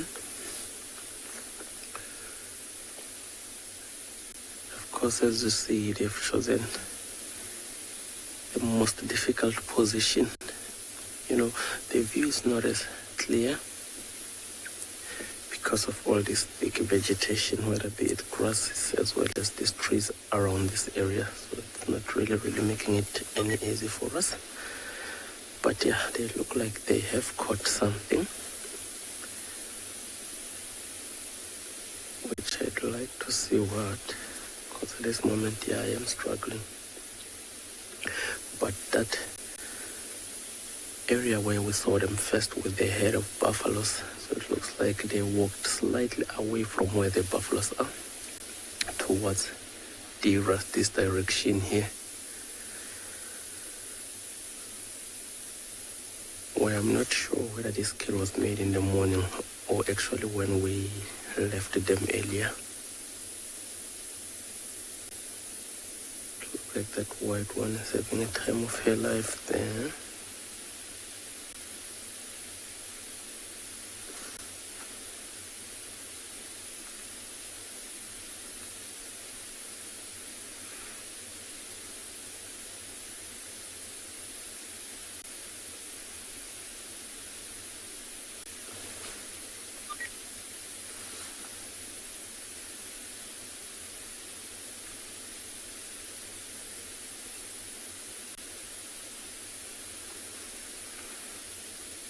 There she is.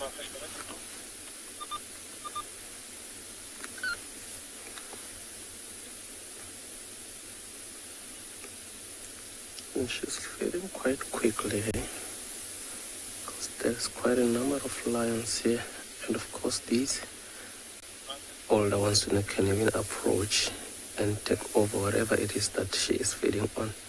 So the faster she eats, the more she can consume at least.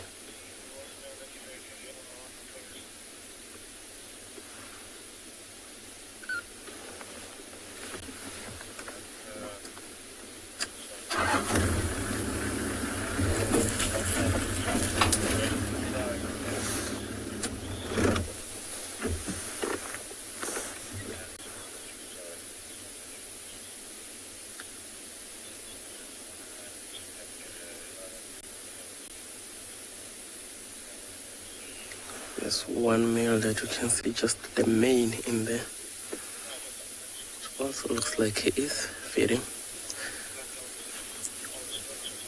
Got a good reason to think that might be the Birmingham male, because that was the one we saw earlier with these sub-adults. It wasn't actually the Ross male.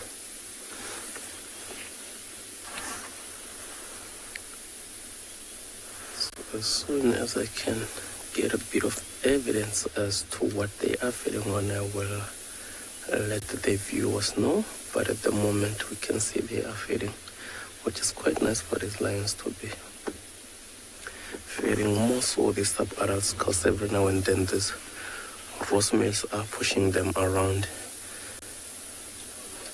So they spend a great deal of energy trying to get away from these Ross males, which means they will need to be feeding even more.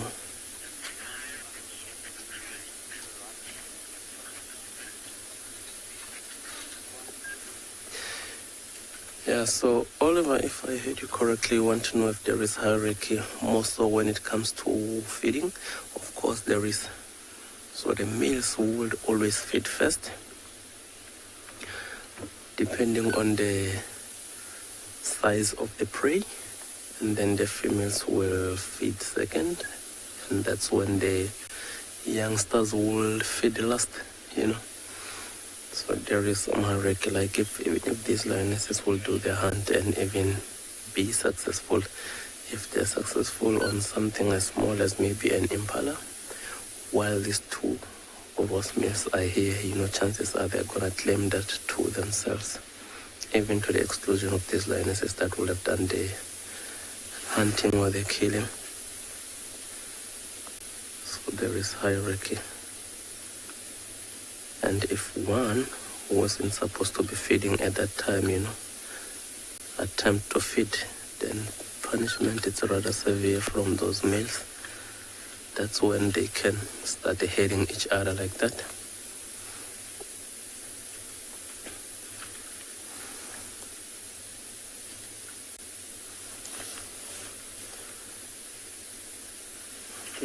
That white one is still irritating. Looks like she is done now. Like I doubt it was a big thing that they are feeding on here.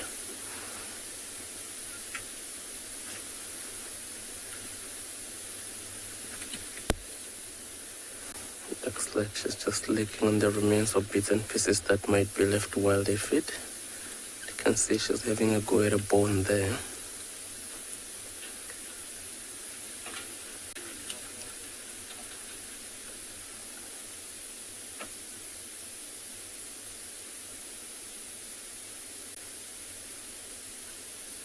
And you can see how uncomfortable she is with that bone she's trying to crack.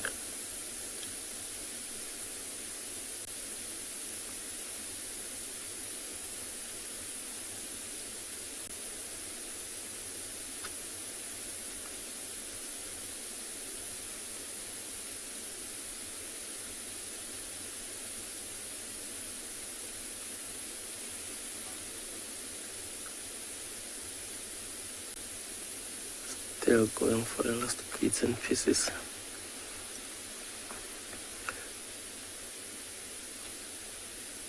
Of whatever it is that they might be feeding on. Because I can hardly even see any bones that we can at least try. and narrowed a list of what we think it's likely to might have been the prey here.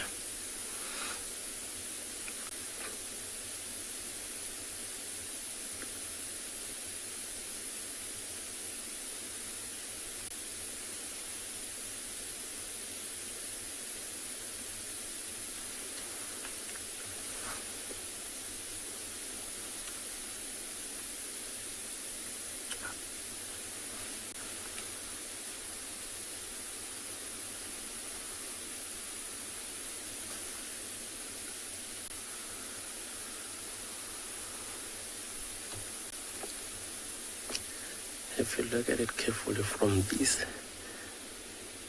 position here, it's pretty much this white one that we can see, because that's how thick the vegetation is. And since the other ones will blend in quite well, especially with these dry grasses, you can even hardly see them here. But because of that white color, this one will stand out like that.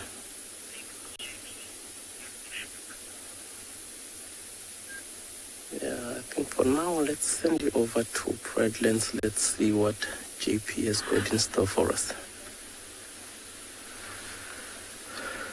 Yeah, Pulse.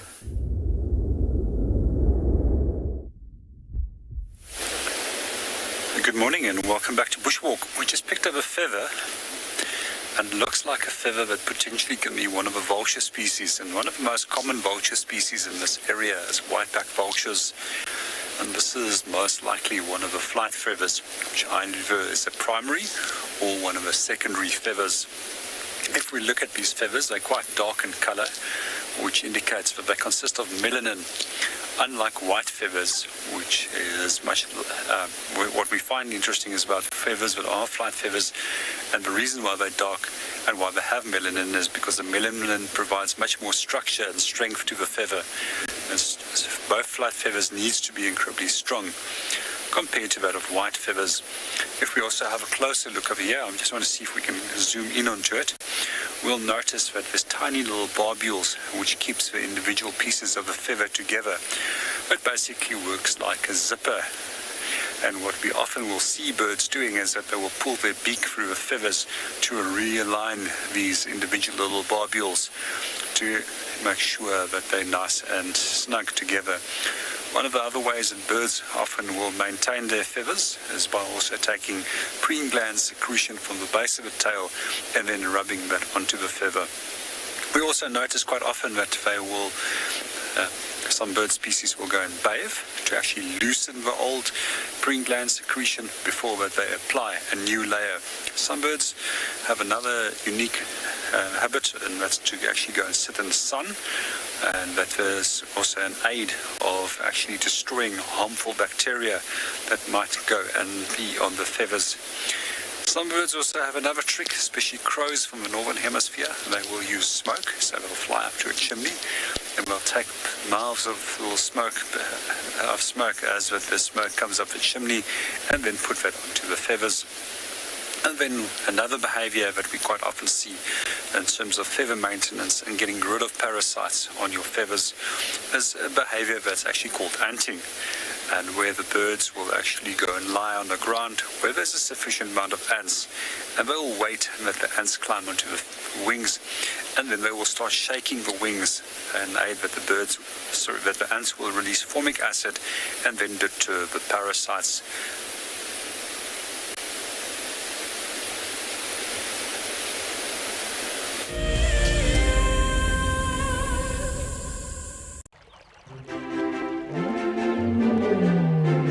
We know their names, we see their hands, and we sometimes hear their muffled voice.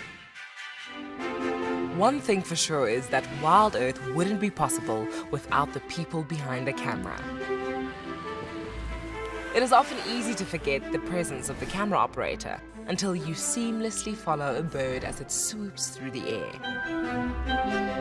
And then you realize that you are the camera. Everything you see is because of a job well done.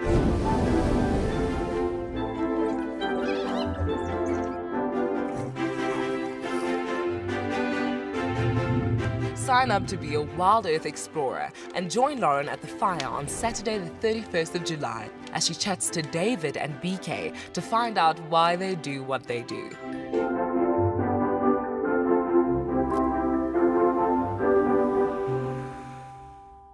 Hello everyone, my name is Trishala and I am a naturalist and safari guide here in Djuma Game Reserve in the Sabi Sands in South Africa. I think that the information that we provide, and most importantly the questions that you ask, give both you and I a really good idea of what's going on. My friend Fernando here, he's a flat-necked chameleon and I love them. They're just these gems that you manage to find in the bush. Catch up with the guides daily here on WildEarth. I've seen something I've never seen here before. Look at these cubs. One is crossing the river. It's being washed away, unfortunately, but I'm sure the mother is going to save her. Look at that. How beautiful. Look at that. One crossing, two to go.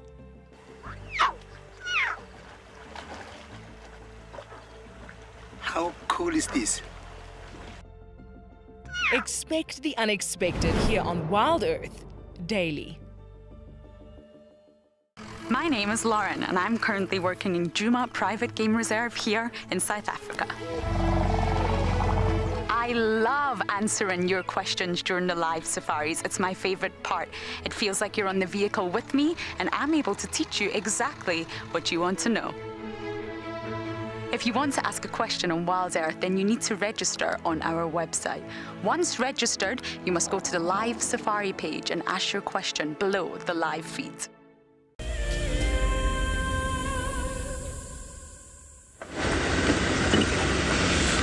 Welcome back with us. We're back on Juma, currently on Vulture's Nest Road, trying to look around if there's any sign of cats. We got a report of Dogman. Unfortunately, he is on a different property. But the good news is that he's not very far from Juma, so we are hoping that he might cross over maybe tonight. That would be very nice to see him.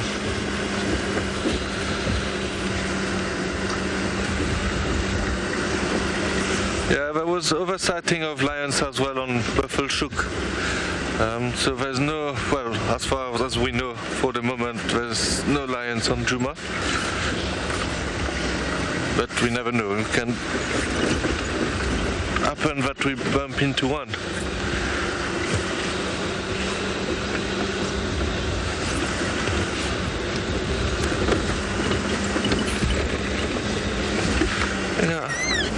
Let's continue straight here.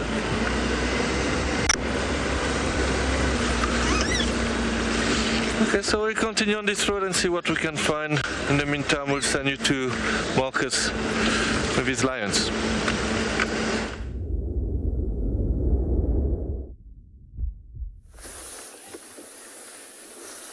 Welcome back to andBeyond, everyone. Look at that beauty that we've got on the screen there. Let me try reposition a little bit. So that is actually that Birmingham male. Oh, I didn't like that. So his reaction as soon as I cranked the engine, That's how close he is. Just walked past where I am sitting just now. And of course I did hold my breath for a sec.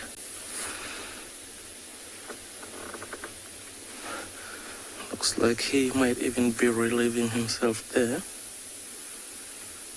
Not very considerate of him. But yeah, this is where these animals are feeding. There still feel some in there, like we are still struggling to see what it is that exactly they were feeding on. But yeah, it does look like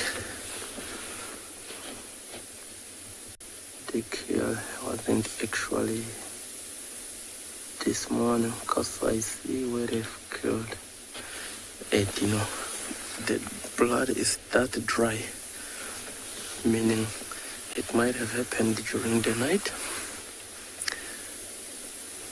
As you can see some guards there, as well as these dry blood of whatever it is that they might be feeding on here. So my guess it's maybe a wildebeest,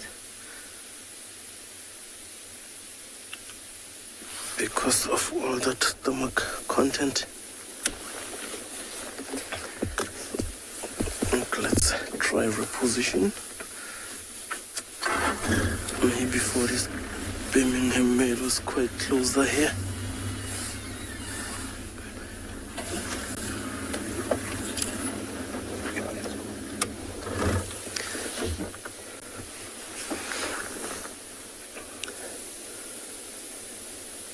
There is that brave young man. Of course, he has joined with his cousins or his brothers, and so we think it is likely that he might even leave them when they do finally decide to leave, because that will be good for everyone involved, including this young man here, because of course at this age he is very, very much sexual active, which means that he might, try, and if inbreeding does happen, which will severely weaken the genetics of this pride. So that's what we don't want to happen. The sooner he leaves, the better for everyone involved. So here all the contact calling from him.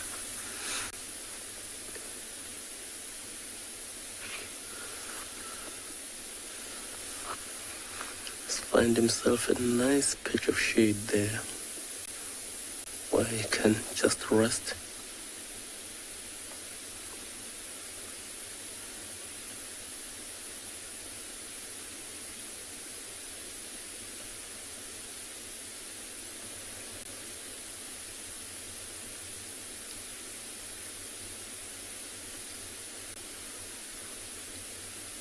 Not really doing much at this moment in time, so it's just resting. Of course, since the last time we saw him, they were on the move, when you remember, for this who tuned for yesterday's sunset safari.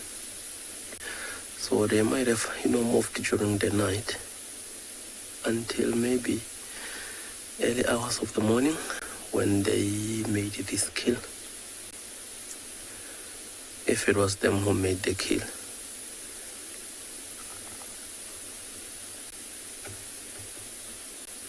Because those tracks we've been following for the pride earlier, so it's definitely not these ones, because this area where we found them, those tracks went right past, which means I think there might be a chance maybe these ones were following that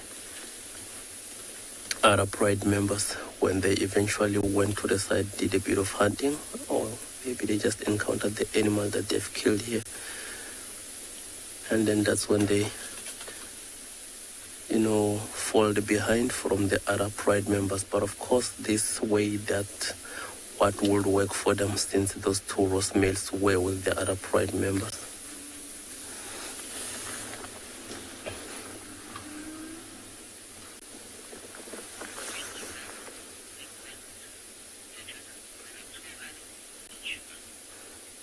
Yeah, so while we are now with this lying and resting animals, we're going to hand you over to Cedric, who have got some tall animals for you.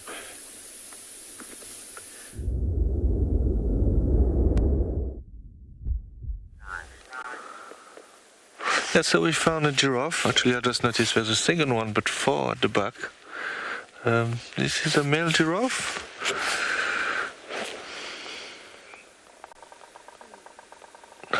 It's currently eating the cud. Very relaxed, just standing there. If you look at the neck sometime quite carefully, you can see the cud going down to the stomach. Unfortunately, he's turning around now. And then you bring back another cud, and you can see it moving through the long neck.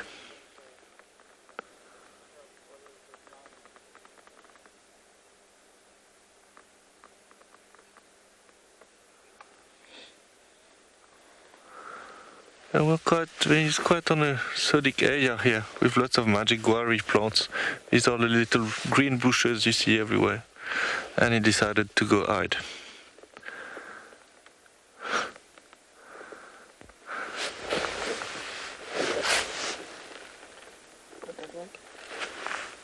Okay, so yeah.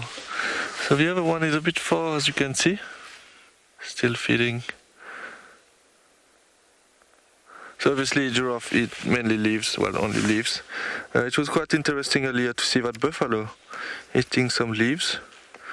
Can happen sometime when animals have upset stomach, but they can eat something a bit different. Actually something that they are not used to.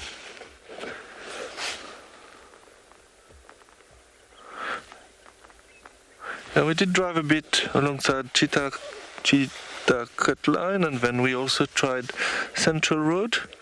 Didn't see much on that side, so I think now we will start heading a bit west and maybe try to check Gari Dam again.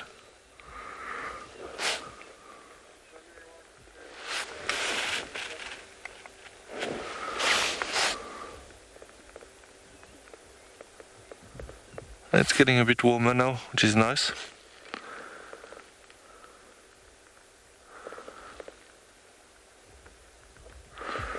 Okay, I think because the giraffes are quite far, maybe we should continue and see what else we can find.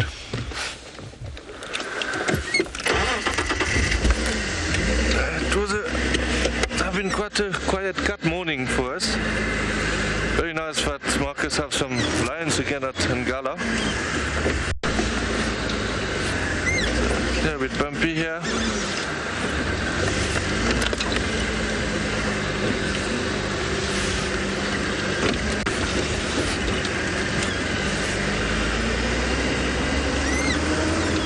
Okay, so we're going to continue on that road and see what we can find.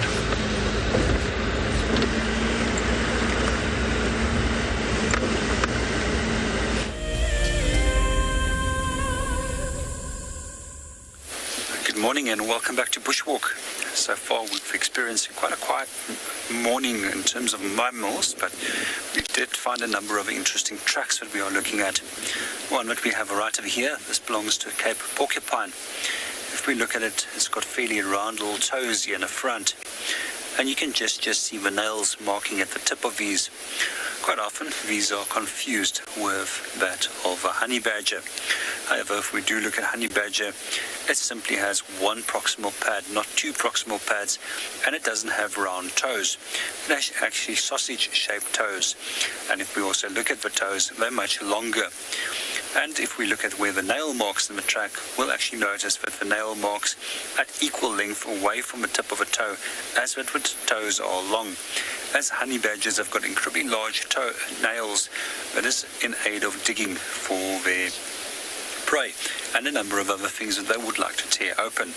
In the case of the porcupine, they also use their nails for digging, and generally we find that they make very narrow V-shaped digs when they are digging for roots. One of the other telltale signs that we can find over here, which helps us to make a deduction that this is porcupine, is these drag marks on the ground over here, and these are created by the quills. So for those of you that don't know, porcupines are probably one of the largest rodents in Africa, and definitely in southern Africa. And then that's followed by another rodent that we find in the arid western half of South Africa, as well as in some of the areas in the Lowveld where there's sandy swells, and that is a spring hare. So one of the main characteristics of rodents is that they've got an ever-growing pair of incisor teeth, which is rubbing over the lower pair of teeth, and that makes sure that that teeth is chisel sharp, that they can continuously be gnawing at hard objects such as roots, bark, and a number of other things.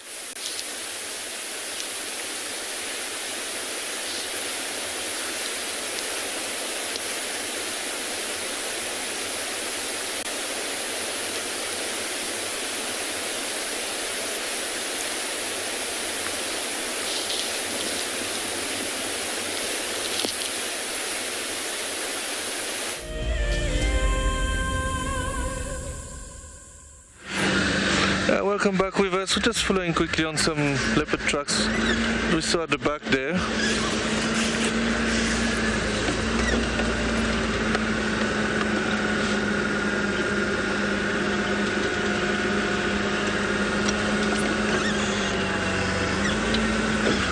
Just trying to see which direction this leopard went.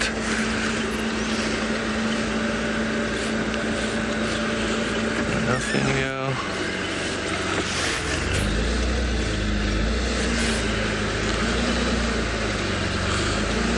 Looks like a female leopard, very small tracks.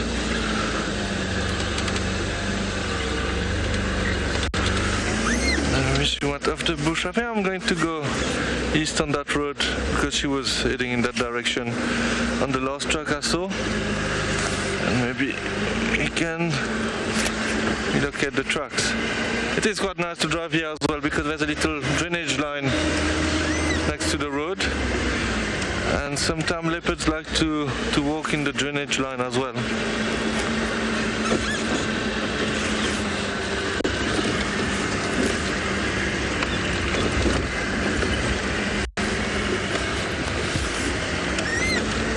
I didn't hear any alarm calls though, so let's drive this road.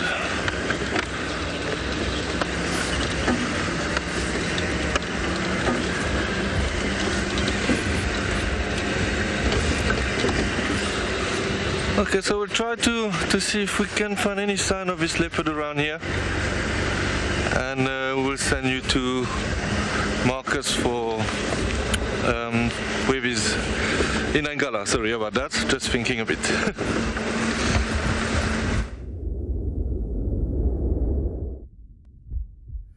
Welcome back, everybody. So I am just glad that the white one has decided this morning, to grace us with her presence, which is always appreciated by me at least, but I'm hoping the viewers as well. So we have left that area because all these beautiful sightings, like I've mentioned, we still share with guests that are actually here at the lodge as well. So we have given others a chance to come view them. And now we are back to bumbling and see whatever it is that we'll be able to.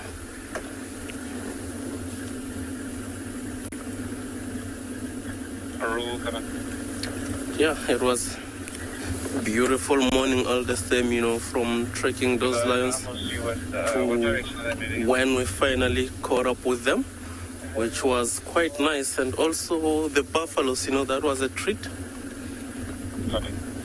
I know it would have been much better if those lions had actually went for those buffaloes, but I think that's where, the experience might have let them down.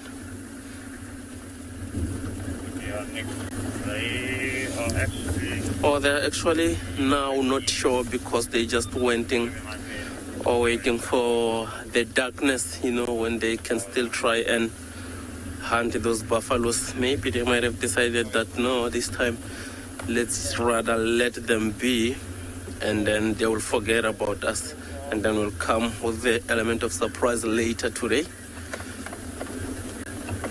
So all those can be those scenarios at play. Or they might even be attempting to hunt these buffaloes, while they are that full, because these lions are opportunistic after all.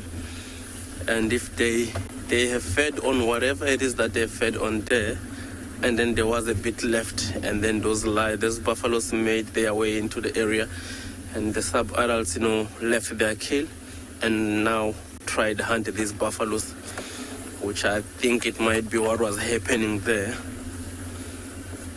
Because of course we were that close. If they had killed that animal like recently, we would have heard that distress call, which we didn't hear. And also at that sighting, the blood that is dry also tells that it's not a recent kill.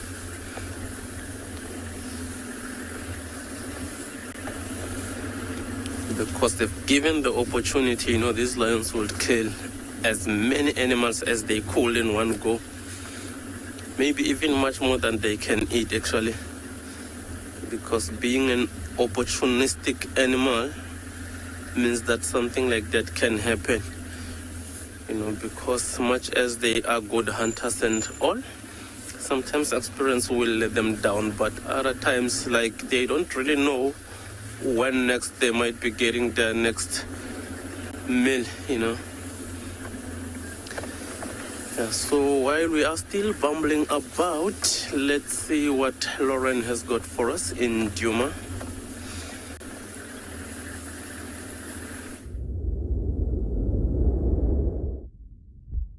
We've stumbled upon some vultures. Well, actually, there is only one now. Oh, no, I think the other one's back. Hold on. It's a battalion. Oh, is it a battalion? Well done, Dobby. You've got way better eyesight than I have. Okay, 2 vultures. It's right behind the stump for me. Was... Are you stumped? Yes. Okay, let me go forward so you can get them both. 2 whitebacks and a battalion. Could definitely be a case for some suspicion. 1 vulture, I mean, they do just roost in the trees, waiting for the thermals, and it's getting nice and warm now. But the fact that there were 2 and we now have a battalion, I wonder whether I should just pop my nose in and see if there's anything to be suspicious about. This is an adult battalion, it's not Batoda, but we are in that area where we do see Batoda.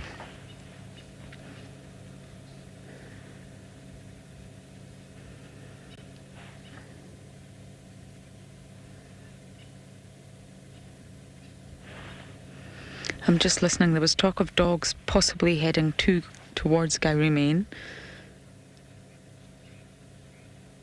It'd be good if they got very, very mobile and crossed our way.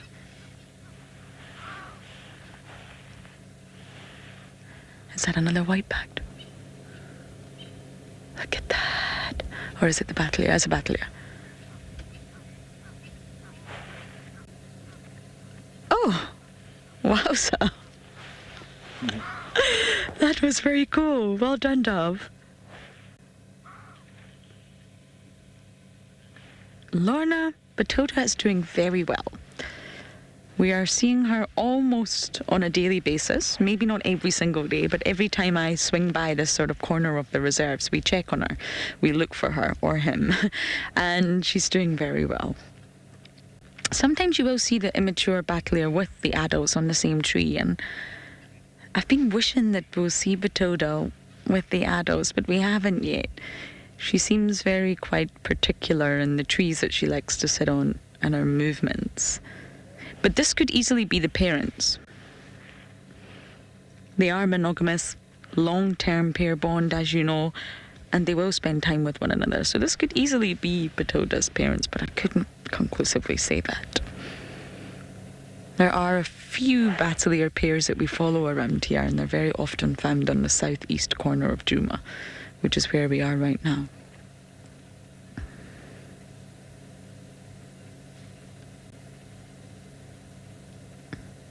They're actually right above Gwen's den.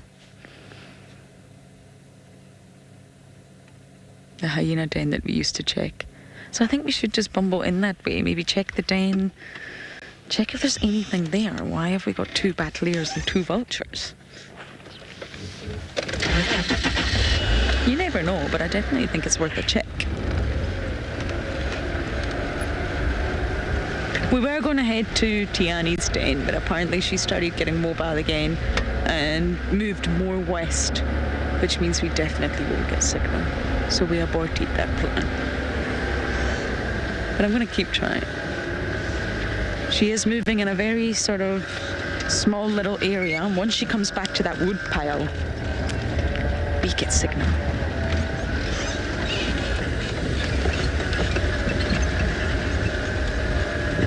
Okay, I'm just going to scratch around here a little bit in case there's something to be suspicious about.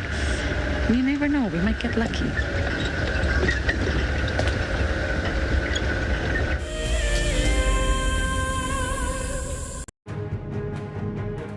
One thing that WildEarth strives to achieve is to connect kids with our natural world. One person who agrees with this is Kate, an 11-year-old girl who founded Kids Can Save Animals to help inspire her generation to help mend the planet.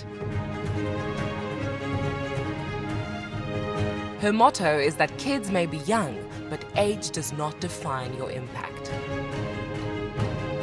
Kate is coming all the way from America to join us at Juma for a live safari. She wants to connect with all of the WildEarth kids, answer your questions, and help you understand that there are plenty of ways that you can make a difference regardless of your age. So join us on the 4th of August at 2:30 p.m. Central African Time for a very special kids safari. As one of the industry's best and Fagasa endorsed training institutes, NJ Moorfield Guide College produces professional guides of exceptional caliber and gives students from around the world an incredible experience. NJ Moore offers courses to suit all types of interests. The full-length career course results in a Fagasa accredited qualification and the option of a 6-month internship at one of Moore Family Collection's luxury safari lodges. Shorter courses are a great introduction for those considering a career in field guiding or even a life-enriching experience in your gap year. With spaces still available in July, don't miss out on this fantastic opportunity to live your African dream.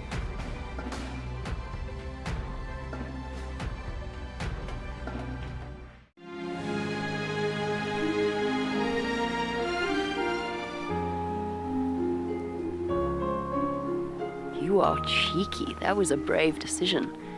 Amber Eyes is... Oh. That is so magic. That was absolutely wonderful. Amber Eyes just gave that cub an enormous hug. Expect the unexpected here on WildEarth Day.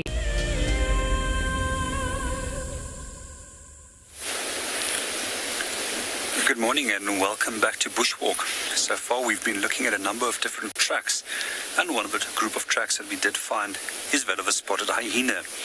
And how we can identify it as hyena is that it's got main pad over here, the toes right over here, and the characteristics that we're looking at, the main pad as well as the toes, is this slightly slanted axis, and then 2 lobes compared to that of cats that has got 3 individual lobes at the back of the foot.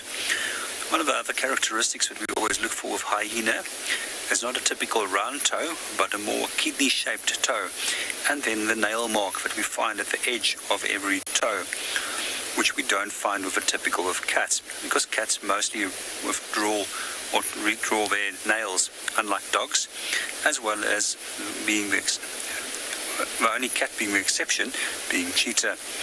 This is an interesting little thing that we would like to point out, is so you can actually determine if it's a front or a back, or right or left. So how we look at it is that we can see right over here, this is a back foot. It's comparably smaller to the front foot, which is much larger. We can also look at the left or right by simply using your hand. And if you close your thumb and you look at the position of where your long finger is or middle finger is, that would indicate right. If it was left, it would look like this, and here we can see the longer toe being over here, indicating that this is a right, and then the front left, as if they bring the opposite hind foot towards the front foot. Good morning, Candace, and welcome to the show. And with regards to your question, do we have a healthy population of hyenas in the area? Yes. Just in terms of personal communications I had with somebody a few days ago, it seems that the one den site alone has a group that consists of a clan of approximately 17 individuals that has been identified. So we do have quite a lot of hyenas. And they play obviously a very important role for us within the ecosystem and environment like this, by cleaning up the remains of carcasses of animals that has died, as well as of cleaning up the remains of animals that were killed, and so preventing the spread of disease. So we're going to move on And let's go and see what Lauren has on offer.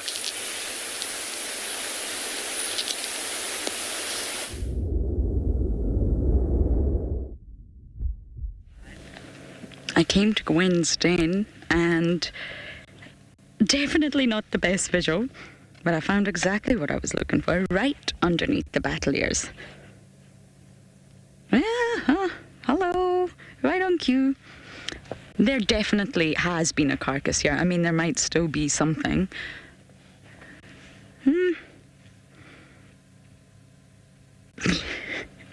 I knew it. I knew to immediately come to Gwen's den, and I didn't expect to see this.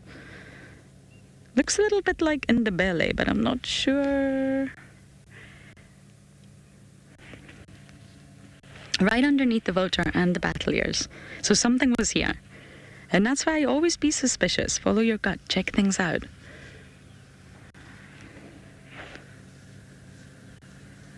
Swazi and in the belly look very, very similar. I need to get a view of that right side.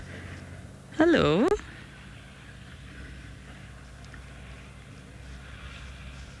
Yeah, it's not Swaz. Oh. Well, this is delightful, Davi. What's your hat? You got my hat.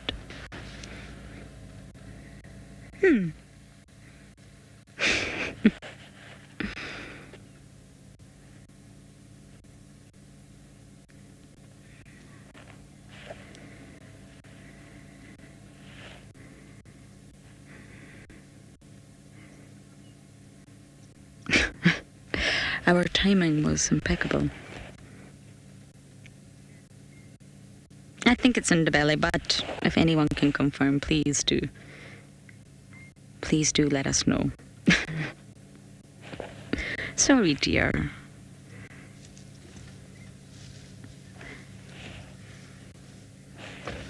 No. Keeping my hat out of the frame. Look at that. Solely navigating through one's nose. What do you smell? My goodness, it's good to spend some time with hyenas again. It's very, very few and far between right now. Last night's sighting was really something, just driving along Gowrie Main and bumping into the two cubs. Oh, could not believe my eyes. They're denning the communal den is somewhere close to Gowrie Main. I think it's still on the southern side, so it's either Little Gowrie or Chitwa, but it's not far from the boundary line. I'm convinced of it. Through the tracks that I see every day, fresh tracks, number of tracks, sizes of tracks, individuals that I see, where I see them, I'm convinced the communal den is still not far. It doesn't mean you're always going to find everybody at the communal den, but I still think it's close by. Kim, it really depends. It's very area dependent. It depends on a lot of external factors. They're said to hunt way more in the Masai Mara than they scavenge. It's a completely different environment out there, different sort of topography, if you like, different landscape, different densities of competitors, high numbers of hyenas in the clan, so they work cooperatively. And here, they're said to sort of hunt and scavenge equally, if not scavenge a little bit more during winter. So seasonal dependent is area dependent. They absolutely do scavenge, but they absolutely do hunt, as do all the predators. We've watched such a high number of leopards recently scavenge from one another. And lions. The lions are scavenging off the leopards. They all steal from one another. They will all scavenge for carcasses and species that are already dead, or take it from another. It's just how it works out here. You've got to take what you can get. Survival. But hyenas absolutely do hunt, and it's been great to see some members of the Juma clan hunt on the dam cam recently.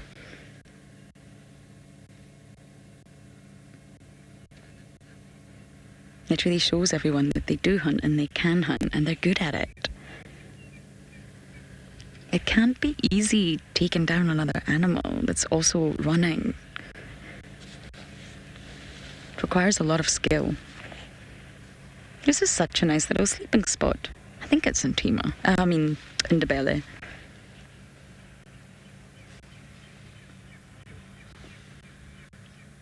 But I really think there was something here. 2 vultures, 2 battle deers, and a hyena. That makes me very suspicious. It's probably long gone. But this is not a coincidence that all of these different species are in the area at the same time.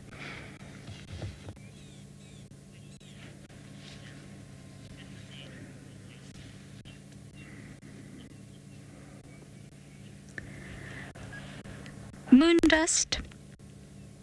It does differ across the board. But generally speaking, at the year mark, you will start to see the young cubs following mom. Not on their own. They shouldn't be on their own. It was definitely the year mark for Ngwazi and Shimbulu. But because the clan is sort of staggered in its ages of cubs, you've got different litters from different mothers, all of different ages. It is very common for the young ones. They don't want to be left behind at the den. They're bored.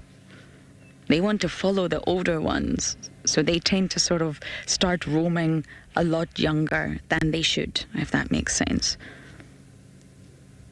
And the mothers can only do their best to try and keep the young at the den. If these young cubs hear something or smell something or want to investigate, they're going to go. But really, they should start following mom first. That's the process. Just like with leopards and lions, follow mom, learn the landscape, learn that there's a lot more to explore, a lot more to see, a lot more to experience, and then slowly they'll start to run on their own, very much like Ngwazi is doing right now. But yesterday, those Ntima's sons, I'm so young. Chris Rogue, thank you. It is Ndebele. Swazi and her are almost identical. He does look more masculine, to be honest. He does, in terms of a hyena male. But they do look really similar, and they also do look a lot like their mom. People don't see it, but I really do see it in hyenas. And Ndebele, dear, this is not the most wonderful visuals of you. I wonder if we can look round to see her properly without disturbing her.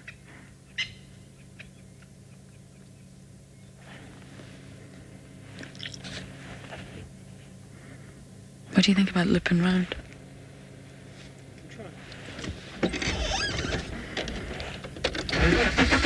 Or maybe even just a little bit. Hold on. What about this? It's better. And this is exactly what hyenas do all day.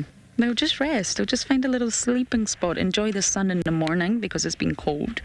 And then when that sun gets too hot and it's uncomfortable, just seek shade. Nestled away in the grass. And then, of course, at night time, they'll get active. And last night it was quite surreal being at the site of Tlalamba's kill. She was no longer there. But listening to all the contact calls and all the hyenas just running everywhere. They are a social unit.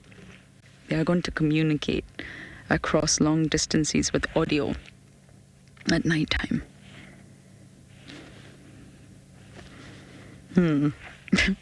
Definitely not the best visuals, I'm afraid. We'll try and work it here, see if we can spend a little bit more time with Ndebele.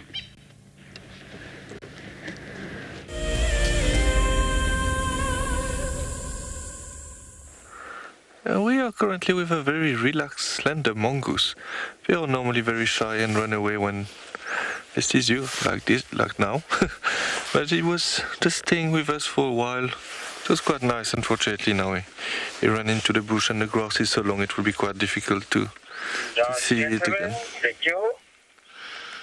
So we're currently on Zoe's road, and I think we'll continue now on the road and see what's up ahead.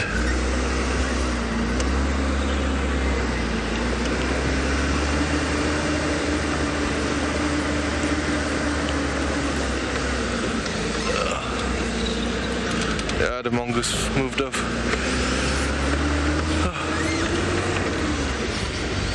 I like Zoe's road. It's quite a nice road to do. I saw Talomba here before.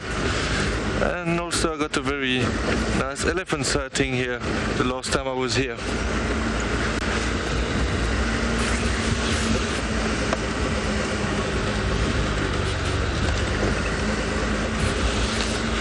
We're not very lucky with cats this morning. Hopefully the luck will change soon. Even if it's not at the end of this drive, but maybe this afternoon.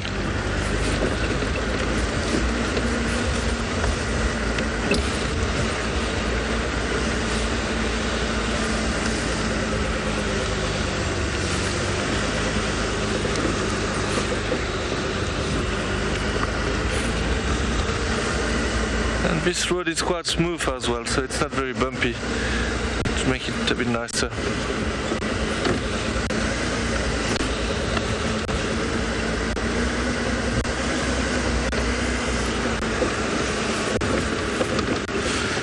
No leopard tracks on this road. Maybe further ahead might pick up on some tracks.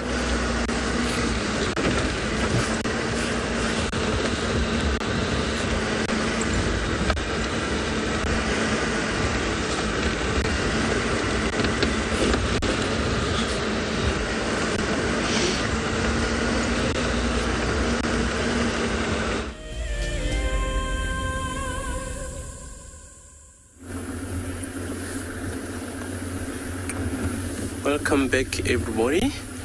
So we are still on our bumble, which we haven't found any other animals for now, at least. However, there's a lot of lion activity here in the form of tracks, but it is quite close to where we left them yesterday afternoon, which I think this is the road that they took from where we left them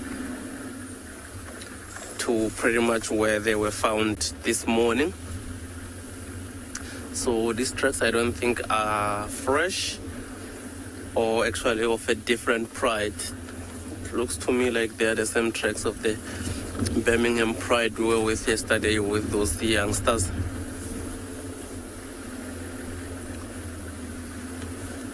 But yeah, we'll just keep at it, you know. We are slowly approaching the eastern boundary.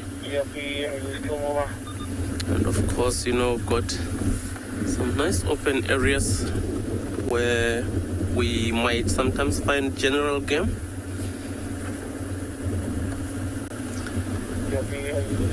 Which we can try and spend some time with. And of course, with those ones, you will get some action, as opposed to when you encounter lions at this time. I know there was a bit of an action earlier because they were finishing the remains of whatever they have killed. But other than that, and now that the sun is this up, you know, it's not easy for them to be moving a lot. Hence, you find them just resting in shades. And sometimes they'll just make those small movements of just moving shades. But other than that, there won't be a big action, especially at this time of the day. But at least with general game, because most of them will like feed on grass.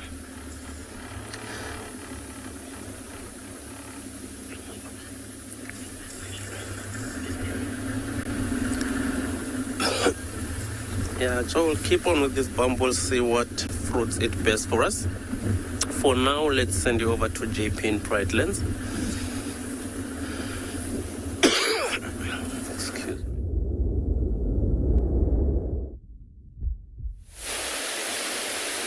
Good morning and welcome back to Bushwalk. We're still out and about and looking at some more tracks this morning.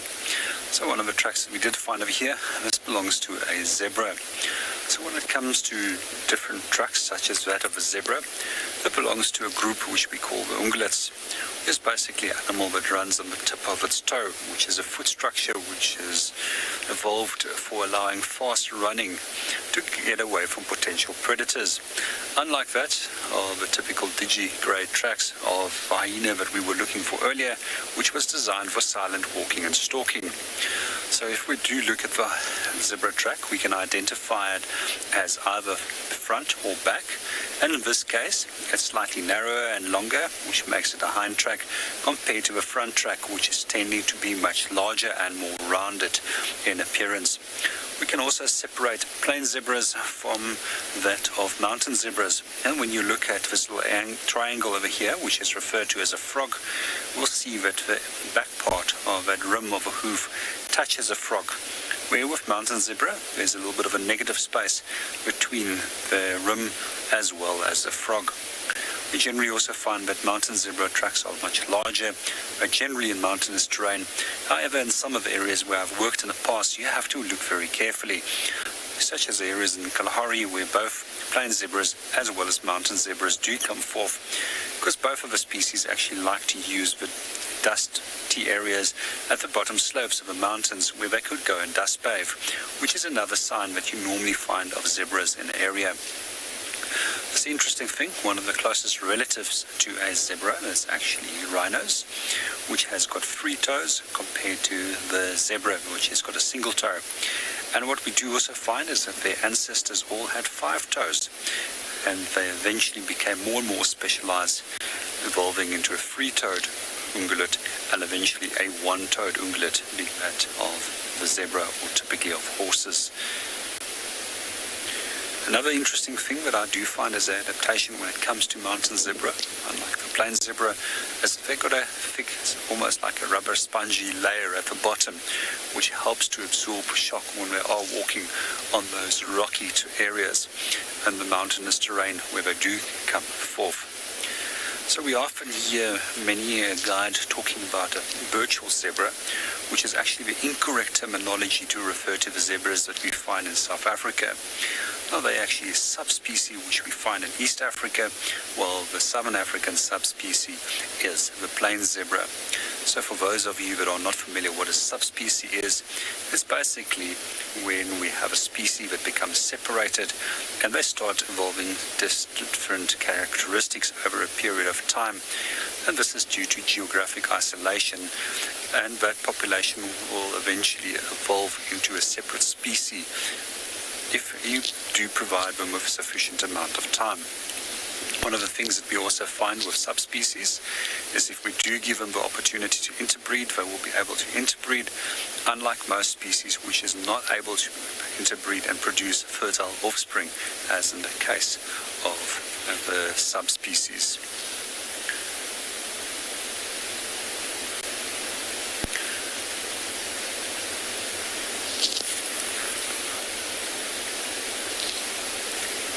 Good morning, Eddie, and welcome to the show. Just to answer your question about what is a hoof made out of, and basically the rim of it consists out of keratin, which is the same complex proteins of which our fingernails or what our horns are, our hairs are consisting of, and the same substance as what a rhino's horn would be consisting of. It's also interesting, there's very few animals that can actually digest keratin, and we normally see that when hyenas do feed on hooves and horns, those pieces of fragments are regurgitated inside a ball of fur.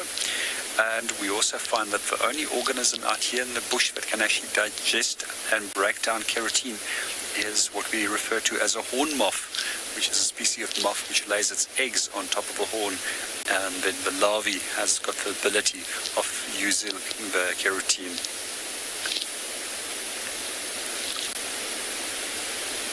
Well, we're going to continue and go and see what else we can go and find, and let's see what the others are up to.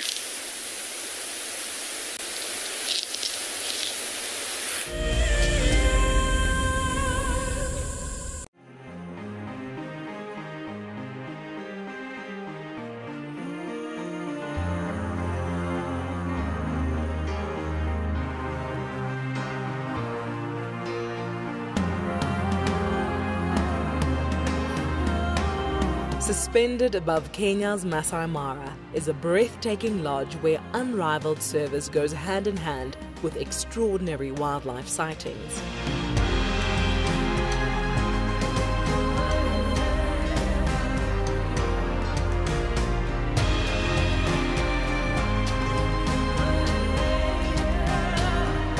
Ngala Mara offers a quiet place where guests have the opportunity to reconnect with the world again. Sign up to be a WildEarth explorer before the end of July, and you and a friend could win a 3-night stay at this award-winning lodge. WildEarth Explorers, it's in your nature.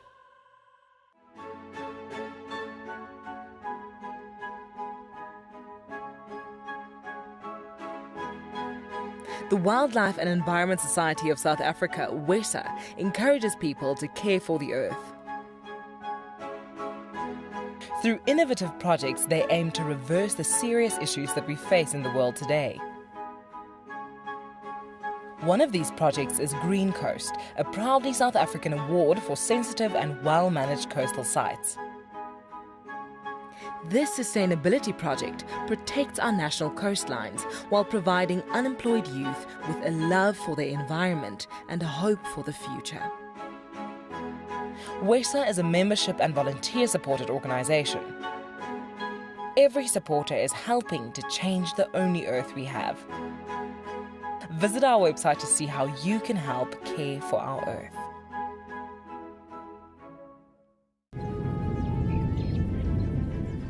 Oh, it's going to be in trouble now. Oh, this is unbelievable stuff. Here comes a hippo in too. Go, Impala. There's a hippo coming in. I can't believe what we're seeing here. This is what we normally see in East Africa. It's all over. Hippo leaping at the crocodile now. Everything's gone underwater. Expect the unexpected here on WildEarth daily.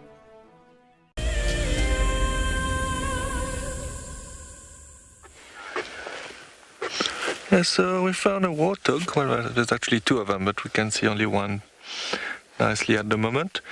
It's still a bit far from them. I don't want to go much closer, otherwise they will probably run away. You can see now, as soon as I start talking, they're getting quite interested with us. They are quite shy here. In some areas, they're normally quite relaxed and can be quite close to the vehicle, but here they look a bit on edge. Maybe it's because there's so many predators here.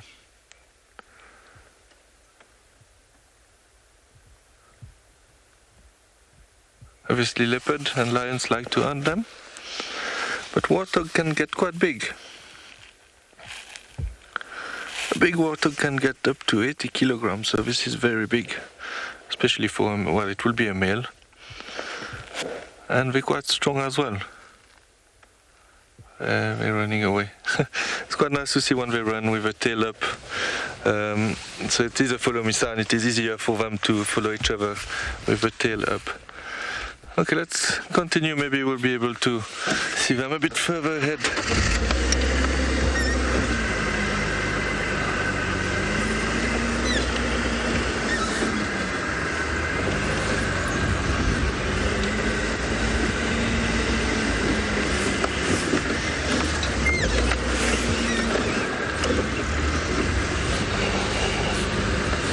So we're heading towards Sandy Patch now. I just wanted to check that side. There we go.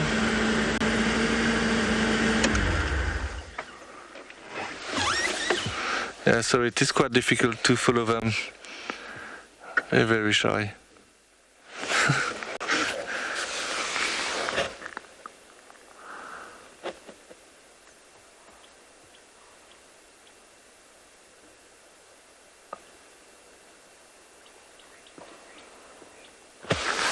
Yeah. So for small animals, they can live quite long, 18 years, which is quite a long time. And they obviously know they eat grass, but they have been recorded as well of eating some meat sometime. Also, they will eat some fruit as well.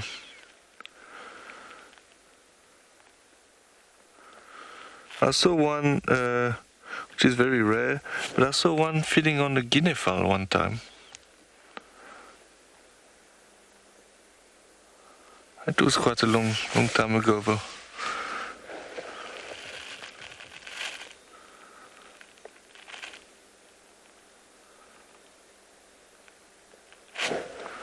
I think we're still going.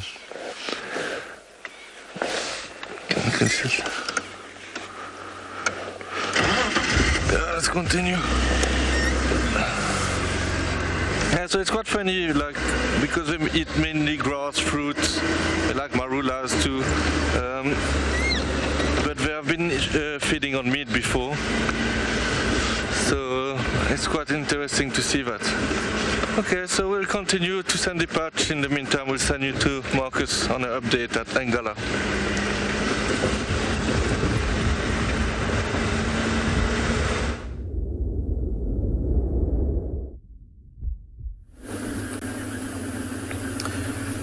Yeah, so we are still on that road adjacent to the dry riverbed, the Timbavati, and still on our bumble, but secretly hoping to catch up with the Ngala lip, which we haven't had any luck so far of finding any evidence of where they might be. So we haven't really found any tracks at all. We haven't had any alarm calling, but yeah, we are still looking. It doesn't look really promising so far, since, well, we haven't found any evidence of her whereabouts.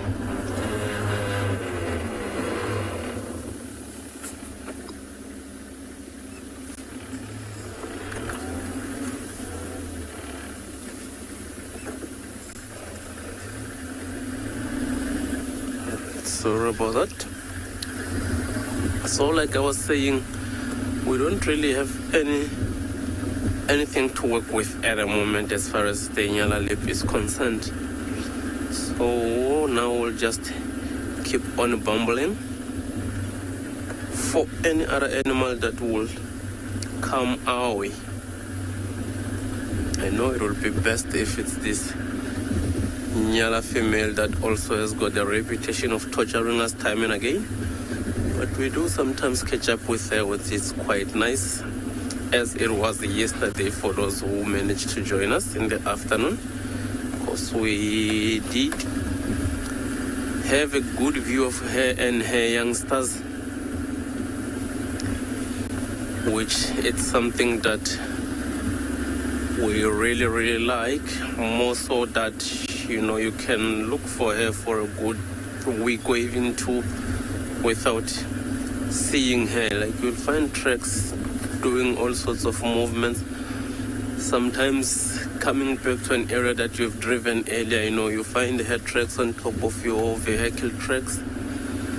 But when it comes to tracking the actual animal, you know, you need good luck and all any other lucks available out there finding her. But the one beautiful thing about her is, if you do eventually catch up with her, you know, she is the most relaxed leopard. No running at all.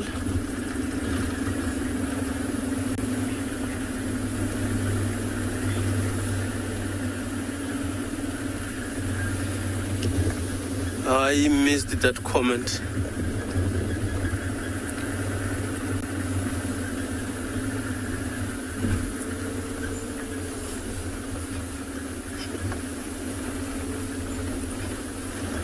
Here we are crossing that Timbavati dry riverbed again here.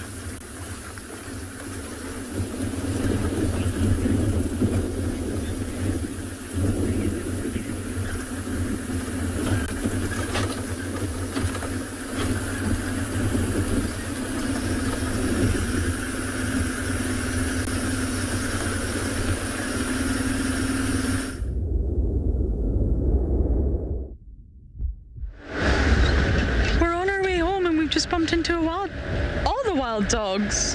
Guys, I don't think anybody knows you're on the property. How have you just snuck in?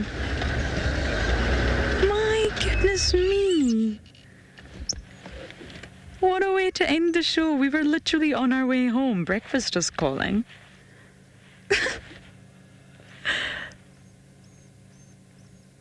I don't think anybody knows we're here. Hi, guys. I don't know which pack this is. It could be the Sands pack. I know the Sands pack have been sort of Triple M. Ah.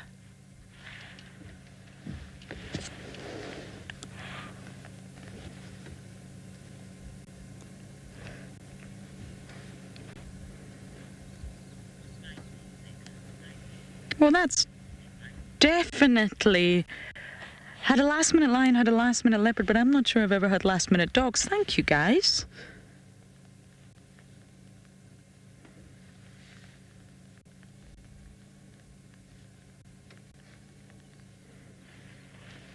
I'll call it in a little bit.